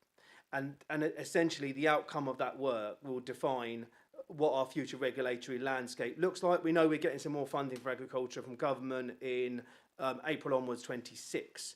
So how we utilise that funding and so forth will take into account the Project Taras. There are different ones across England looking at different aspects. What we've said is because some of the findings within Tara are quite will be of interest, I think, to the Nutrient Management Board. It does very well link to the work that Kate described last time on the nutrient balancing, the farm gate nutrient balancing work, where actually when we looked at poultry, what you tend to find is poultry manure was often incorporated as it was spread. It was applied in the growing season, so the spring when it's optimum growing need, and so forth. So that was sort of like the headlines. But what we will do is we will share you won't necessarily want to see the entire report because a lot of it's sort of internal sort of jargon. But what we'll do is we will share the key findings from that. I did speak to the person that's just moved roles. They are still working on it. I'm hoping it will be the end of this year in terms of when it will be available. But I can't commit to that because the resources aren't mine to influence. But I'm relatively sure that it will be this side of Christmas. Could be early next. So that's the update on that. It may be worth me talking about the legacy phosphate one at the same time, unless you've got any questions. One quick observation, because it's been a really long-running Project Tara. Obviously, the data you would have collected, as Martin's already said, today is already gone. Headline information, just so that the project data isn't lost or isn't useless, would be great. I'm happy with that. If you think it's more important for the DWPP, Catchment Management Plan, Nutrient Management Plan, by all means, keep going on it. But I think headline data that we don't lose it over the time frame would be good. Yeah, so the TARA is mentioned actually in the DWPP as well. They're still reviewing the data. They're still writing the report. So that's where they are with it. We won't be able to share, obviously, we can share our findings. We won't be able to share the data because of GDPR, so government data protection rules. But we will share what we can, and really the information I think the board will be interested in. You could share presumably top line data though. Yeah. We don't need to know the name and address. But we can't. Inside leg measurement. Yeah, so we'll be able to share sort of like the broad themes, the findings, the recommendations from that. I don't quite know what that's going to look like yet because I haven't seen the report, but the team will be working on it. It doesn't really change the narrative of how we're regulating and of where we are at the moment. In truth, I think what it does do is I think it helps us understand that I think at times chickens takes a lot of the attention when actually often there are wider drivers for water quality decline. And we know around sediments, beef, dairy. I think sometimes chickens has hit the media in terms of, and it's really all this work, like the work Kate's doing, helps put some data and understanding around that. Because I think sometimes it does become slightly focused on one sector over another when we know it's much broader. Speaking personally, I think the board are aware of that and have been for a couple of years now, Martin, but I think the vacuum of information, so we agree with you, but we need these documents, otherwise we can't move forward. So we've got at least 3 we've discussed already that they're all pending. I think the main thing is to start sharing them, get input, and we can take that conversation, the narrative can actually move on. I don't think anybody in the board thinks it's just phosphate, thinks it's just chickens. I think we're all aware that there are multiple factors, but we want to do something to address them. And I think going back to, I think in terms of this work being funded, resourced, the research and all of that, I think it's important to recognise actually, maybe because of the scrutiny, but we have put a lot of focus on this catchment, which contrary to that means locally we have a lot more reports and things to work through in the people that are working on this, as well as regulating agriculture. So these things do take time. I think it's good to recognise having these things when we can share them is a good thing. Other catchments don't have these type of projects. So again, this all takes us forward in terms of knowledge and understanding. So I think it's really important to recognise coming back to the action that's been taken rather than what hasn't been done, because there's a huge amount that's happening in this catchment, and I think sometimes that gets missed to reaffirm that. And we're going to touch on the legacy phosphorus as well. Yes, so the legacy phosphate, those of you that went to, I think was it January or February, Lancaster University, Leicester, presented a couple parts of a study. They touched on New Harmonica, which was this European study of nutrients within catchment systems. They also spoke about the legacy phosphate study, and this was around understanding the movement of nutrients from topsoils into subsoil and understanding around how that enters a river system. It was commissioned by our national colleague, our national team that lead on this sort of work and worked really closely with Lancaster. They are in touch with Lancaster at the moment because there's some it's around who publishes the report and things like that. I have chased them. They are working on it. And again, soon as I get a response, I will share it with the board. Okay, thank you. I think it's probably worth remembering, just as a general rule, though, that all of this work is, as far as I'm aware, paid for by the public purse. And I think we just need to remember that. As are many of the actions that have taken place in the catchment. And my perspective on that is the money's been spent, the actions have been delivered by lots of different people working really hard. They need to be in a plan, quantified, so that we can say, this is the action that happened and these are the actions that we need to do. So I agree with you, Martin. There's loads of things that have happened from my sector, from Welsh Water, from the agricultural sector, from citizen science, an awful lot, but none of it is captured. And if we can't quantify it and put it into these plans, then it's just wasted work. And it's all publicly funded. Yeah, and you are quite right that it's publicly funded. I think where it perhaps is different for the Y is a lot of that funding and resource has gone into the Y and not other catchments. So I think so we could flatline it across all the catchments, but we target our top rivers, so the SAC, Special Areas of Conservation.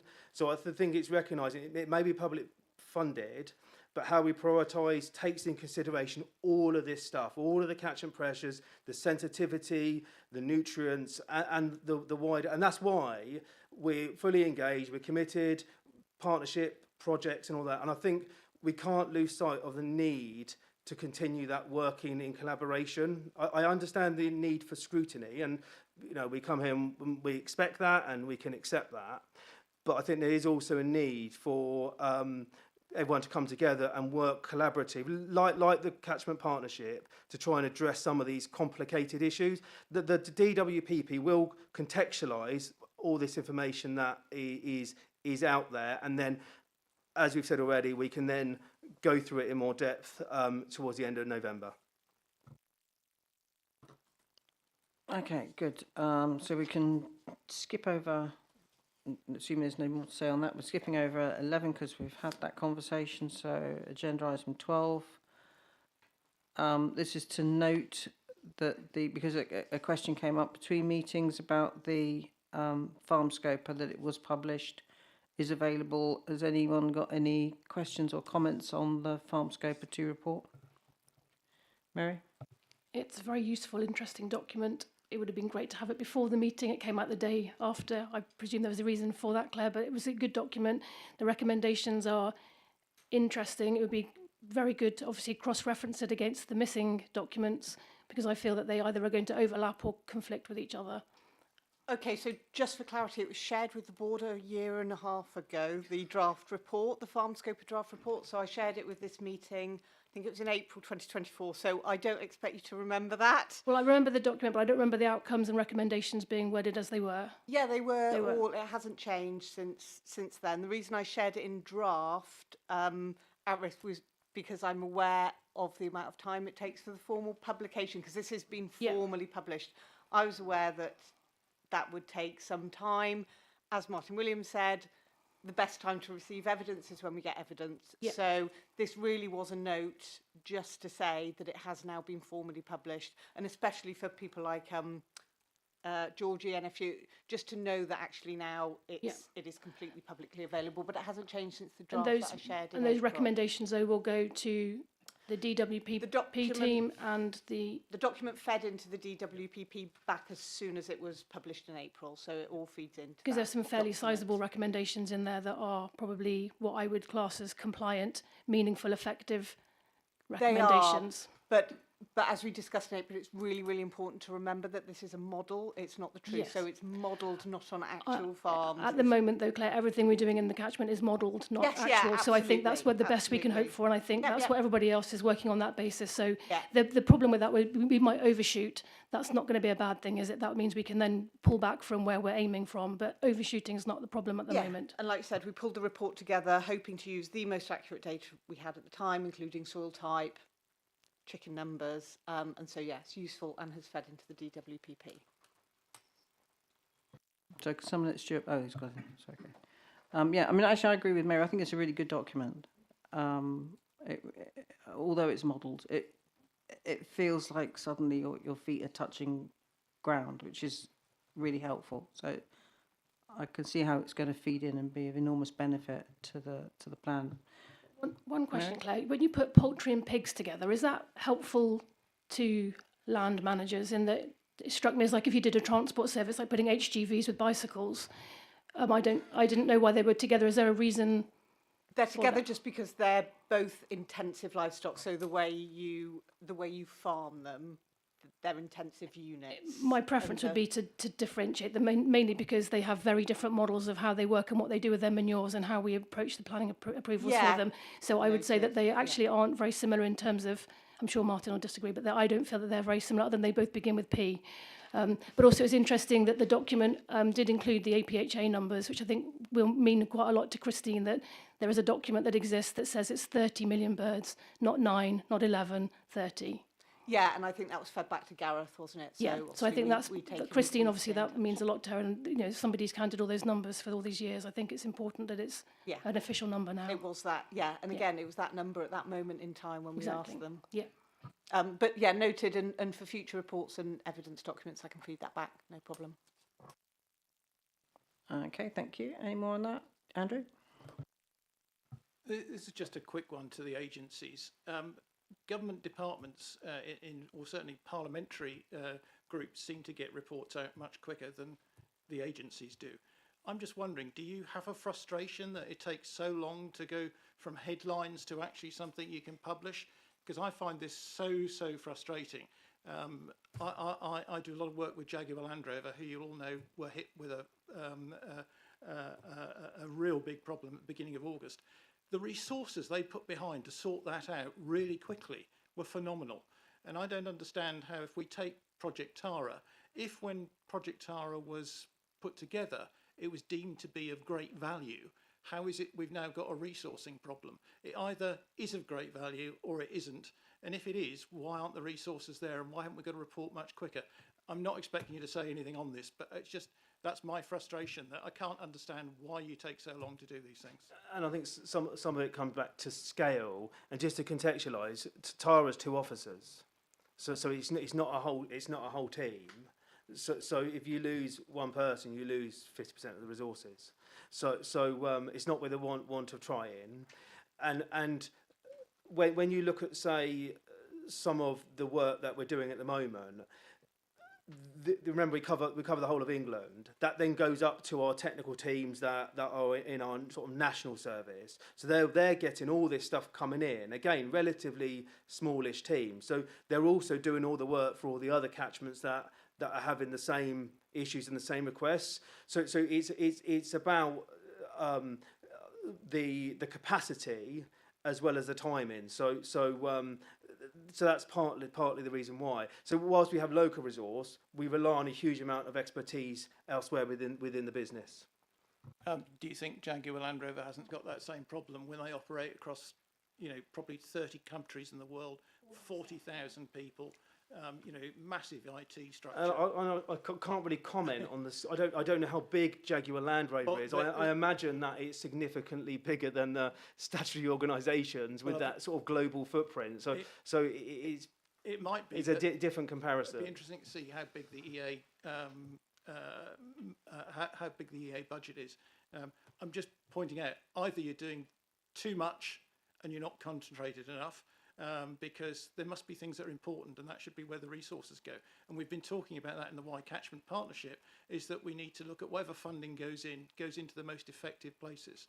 And I think that's you'll understand, this is just my frustration personally, that everything seems to take an enormous amount of time. Indeed. Okay, so moving on then to agenda item 13, correspondence with water companies about biosolids. This came up at the last meeting. I think there was some coverage in the press about what is being spread when we talk about biosolids. And there were questions around where the biosolids coming from in this catchment? What are the processes involved? What precautions are taken? You know, what's the methodology, etc. And we have previously, as the board, had the benefit of Joe Cymru, Welsh Water, actually, you know, present in the board, giving a very full account of their use of biosolids. The board was able to Q&A with them. But what we have not done, and have never done really, is ask the same questions of other water companies who might be supplying biosolids within the catchment. And partly because I think it's just we've not been cited on it, to be fair. So it's kind of something that's an emerging area of concern. As a result of that, we wrote to the principal companies concerned, which should be Severn Trent and United Utilities, and as a matter of courtesy also to Dir Cymru. Dir Cymru, well done, have supplied a note to the board, giving us a good, brief, clear account of what they do and how they do it. I would only say again, and I think this is something that we said at the time when we had the session on this, which is there some way, GDPR aside or whatever, you know, that the soil sampling data can be shared across to the Environment Agency or to anyone who might find that useful in terms of giving us some granularity, since the tests are being done anyway. And I think that was going to be taken away and have a little think about that, but I don't know if that ever went anywhere else.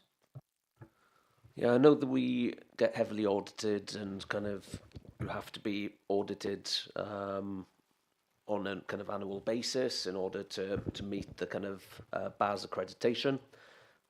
So we've just been audited kind of earlier on a couple of months ago and kind of passed those. There were no non-compliances in terms of Dir Cymru's performance from that side. So we met those standards. I can take it away and ask the particular question. I haven't had any feedback or response regarding, you know, kind of the land practice kind of with it. I guess GDPR would be the only kind of particular kind of measurements that there could be a restriction there in terms of sharing that information.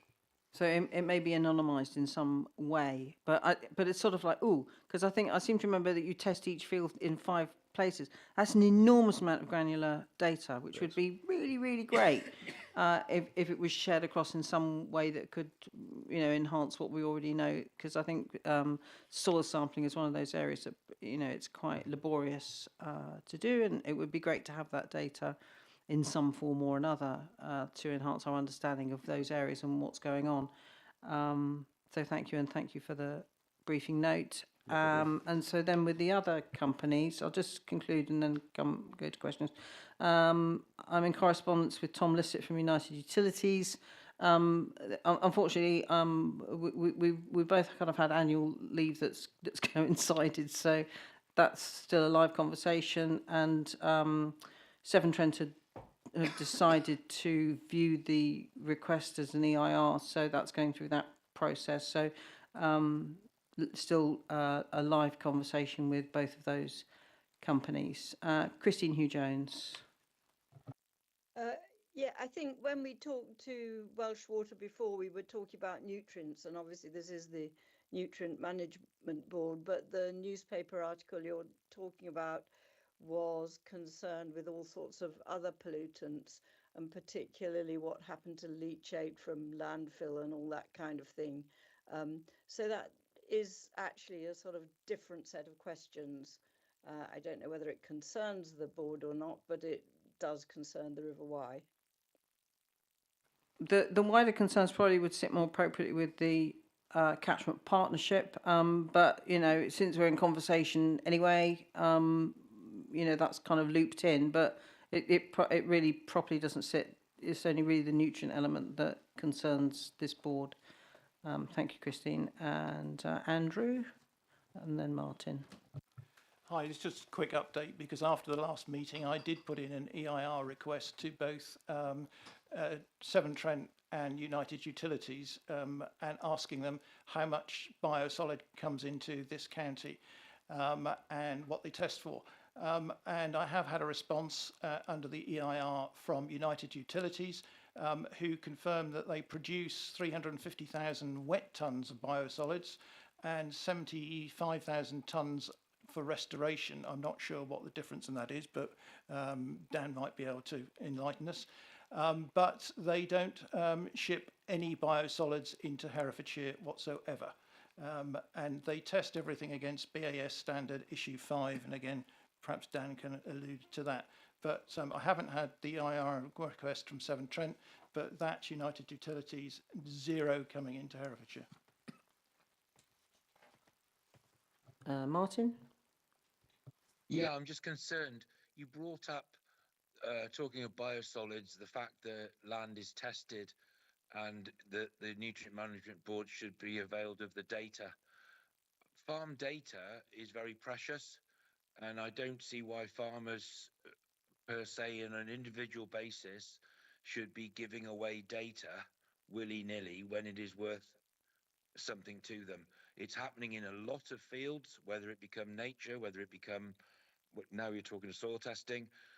When we did the work through the hub with and Farm Herefordshire with, we were talking about soil tests that had been done on the lug in particular.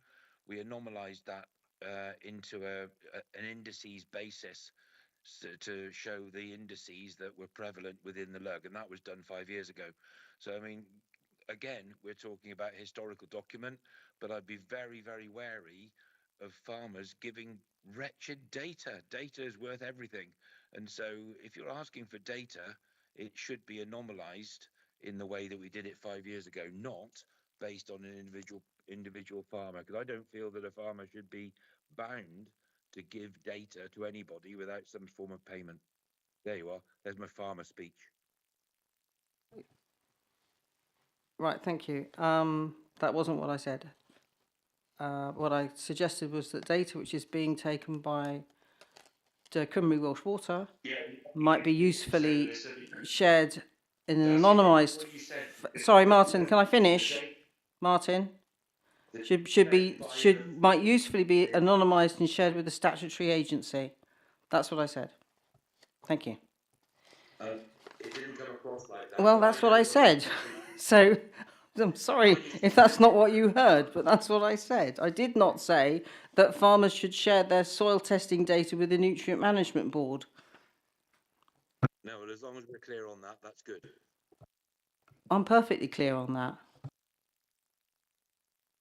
I've just got a really quick observation that when all the your kind of criteria that you have, which obviously is set on standards and it's very similar to other standards I've seen for farming rules for water. 10 metres from a surface watercourse is really interesting to me, because if you were to put a new septic tank in, Natural England would expect there to be 200 metres between each septic tank, not necessarily even going into a watercourse. So the difference between the kind of expectations on domestic outputs of phosphorus and commercial uses is quite startling. And I think Louise had a really good point before that in Europe the distances that are required in protected catchments is absolutely massive. So I think these are kind of the areas where we might be able to look at where we can change some criteria or metrics that would be paid for through SFI and other funds, whether it be river buffers or whatever we want to call them. But there is a massive difference between how we treat human discharge outputs and others, which just is quite fascinating because they're so different. Yeah, and I know that our teams as well kind of work really hard, kind of in building trusting relationships with the landowners, and kind of is building that kind of approach and kind of having that discussion kind of on farm, kind of a lot of the landowners know their land already very, very well. So it's not as if we're going in to give guidance on how they should be doing things. But it's going through that, and I know kind of for the Usk and the Y area, kind of we've brought in kind of additional measures as well that we're looking to try and enhance and try and protect the river for that particular reason as well. So we do look at yes, number one would be meeting the standards, the regulatory standards under the biosolids assurance scheme. But we, as a company, kind of, we do pride ourselves. We've got that responsibility as well to look at ways where we can go one step further as well, and try and kind of look at the additional gradients, bringing on kind of nutrient management plans, kind of on the farms and things like that as well. So it's that kind of information that's really handy, and it goes both ways. Okay, great. Thanks, Dan. Okay, so we've got agenda item 14, wider updates from other members of the board. We have a note here from Dr. Louise Bodnar recommending film A Story of One British River, the River Wye, which is available on YouTube, and the link is in your papers. Does anyone have any other updates or things that they want to bring to the attention of the board that might be happening that are relevant? Mary? I was going to ask for an agenda item actually, but I don't know if this is the right place or just there are lots of different legal outcomes coming forward and they're all kind of slightly different. And I think Martin and I were having a bit of correspondence and Martin said, oh, I'm not familiar with that particular legal document, but also I'm struggling to find legal positions that apply to the why in a way that kind of maybe focus our attention. So I think it might be quite useful if we could look at whether we have to have a position overview of where we stand with legal outcomes from the past year or so, because lots of things have happened, including other court cases that have changed what the perspective of the board might need to be going forward, whether that be cumulative impacts or there are a whole load of waste management plans, what is waste, but there are emerging outcomes from JRs as well, and I don't think we all probably have I don't have a handle on them. I think it would be good to have a clearer view of what we've got. Yeah, who would do that? I don't know. The councils really should be on board with where they are legally on determining planning applications, but that comes back to that cumulative impact work. But there should be, I don't know, is it the agencies would need to, I don't know if there's no. Obviously there are people that we know that would have a way of doing that, but that's free work and I don't know. I mean, certainly sort of, you know, the planning authorities could probably do something. I would have thought they could do something looking at JRs and things like the minerals and waste plan and stuff like that. But they're not going to be cited on a bunch of other stuff. Yeah. So, for example, Greenpeace took the Netherlands to court in January and were awarded, they were successful on the basis that the plan that the Netherlands government have in place for nutrient reduction is not effective and meaningful and isn't adequately resourced. And that's against the habitats regulations and the Water Framework Directive, as far as I know. But we are in the same position. We don't have a plan, and the English government, Welsh governments don't have a meaningful, effective and compliant plan that can be delivered to meet the habitats regulations currently. So it'd be good if we could have an understanding on where we stand overall. Okay, so I mean, I would have thought an understanding of the implications of that legally for the HABs regs would sit with Natural England. We can't provide that additional commentary on legal proceedings against the HABs regs. Overall, we can't provide a position statement on judgments. Those judgments may inform our advice at a point in time, like they did for nutrient neutrality. But before we would do that, we can't comment or kind of, and we haven't got the resource to kind of gather together data or have a position statement on it that we could bring ahead of any formal guidance and advice that would be agreed nationally at the relevant point in time. It's just that all of these court cases have an impact on either decisions that are made or... I agree with you, and there's some and they've really changed radically since January till now. Yeah, it is probably something for the planning. Yeah, there's definitely a direction of travel here, and it would be interesting, but I think it's difficult to know who's going to do what. I'm going to go to Christine first and then Andrew. This is not entirely unrelated, but I was wondering if there was any update from NRW, who reported a consultation on environmental permits in Wales last month, and I think the closing date was well over a month ago now. Is there any conclusion on that consultation? Shall I come in? Yeah, go on. So so obviously I hadn't asked that question, but to answer Mary's sort of query initially, so obviously we have the functions of Natural England in Wales as well as the functions of the Environment Agency, because we're combined. So we issue advice to planning authorities and we update that advice based on case law and other things that change. So when we've got a national sort of SAC nutrients project that, you know, sort of track and follow that. So we do try and keep keep abreast of any sort of changes that leads to us changing our advice to the planning authorities. So that's all on the website. So that's, so we've got that. But, just like Clara said, we probably couldn't, ask our lawyers to kind of, summarize the case for the last 12 months. And, because I don't think we just don't have the resources to do that. But, we do have that national project, and we do update our advice to planners for developments in failing SACs. So that was what I was originally going to say. And then, coming to Christine's question, so are you talking about consultation on determining environmental permits for those IPUs? Yeah. Yeah.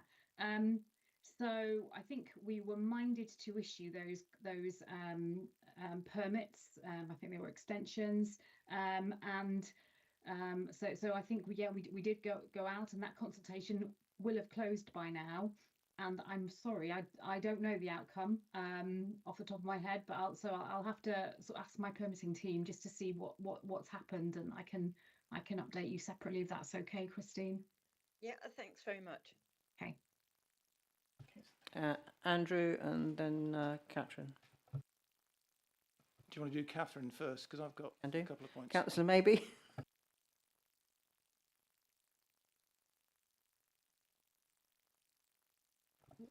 Councillor Maybe.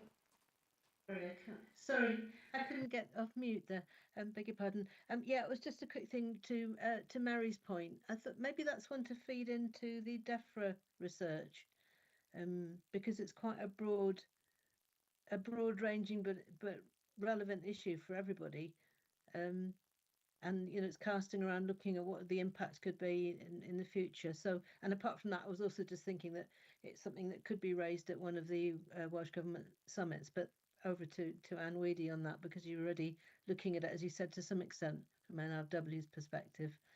And if it's something that government need to look at and consider, then that might be a starting point. But I think it probably is. It's a bit beyond, I think, what certainly what Monmouthshire would be able to look at as a county council. It's a much wider ranging thing. We don't tend to get applications of this nature now, but it's really important from the wider perspective. Thank you. Thank you. That's an interesting suggestion. Andrew. Hi, I just wanted to first of all say, for those of you who may not be knowledgeable, today there's been a nutrient neutrality ruling from the High Court, which is worth looking at and investigating. And I would have thought, is it not possible to have somebody from the legal side of the planning team to actually, for us to have an open discussion about, where responsibilities lie, what powers the planners have, and how things like this new nutrient neutrality ruling affects things like HRAs. So I would welcome an opportunity to talk with the planning team and their respective legal representative without wishing to beat them up or bash them up, but just to actually understand what their interpretations are and if they're completely au fait with all the latest changes. So that was that point, and I just wanted to then pick up on what's happening with members. I've got two things to say. One's a bit of a long playing record. We've just started planting hedges and laying hedges yet again in Herefordshire. If anyone knows of any farmer that wants hedges, please contact me. But secondly, we've just finalised the mud spotters situation with the EA, whereby we're going to have volunteers actually reporting where there's mud blocking drains, coming off the land, blocking gullies, to try and actually work that as a circle with Herefordshire Council, so that you're not having vast bills, when everything stops. So that's in play now. We've actually got a very simple form that's going out to our staff, where they're simply just taking a photograph, sending it to the EA email address with what 3 words, with the title hashtag, Martin, remind me, sorry, water pollution, yeah, so that we can monitor it. We're also keeping copies of that for ourselves, so that we've got a two-way dialogue when we meet quarterly to actually say, have you got everything that we think you should have, and then how can we rectify it? So that's a really positive step that I think will help farm owners, will help the council, will help the EA, because in many instances, because of the nature of the intermittent rainfalls, which can be very, very, in a very, very small area, a lot of the farmers may not even be aware of what's happening. So this is just an ability to try and actually track that. Thank you. Thanks, Andrew. It's really positive. Councillor McDermott. Just harking back to Anne Weedy's point, the outcome of the Natural Resources Wales consultation is going to advise somebody separately. Can she advise the meeting of the outcome of the consultation, please? So yeah, of course, and you know, I mean, what happens when when we are minded to issue an environmental permit? There is, you know, a consultation process that's part of that process before we issue the permit. Then the permit is issued and it'll be all on the public register. So I can certainly post a link. I'll probably send it to the technical administrator for this meeting. They can send out with the minutes. Is that okay? Yes, that's fine. All right, thank you. Okay, brilliant. Thanks. Any more updates from any partners? Do we have anyone from Farm Herefordshire want to give an update on what they're doing? No? Okay. Right, so agenda item 15, date of the next meeting, Wednesday, 21st of January 2026 at 2 o'clock. Thank you all for your attendance in person and on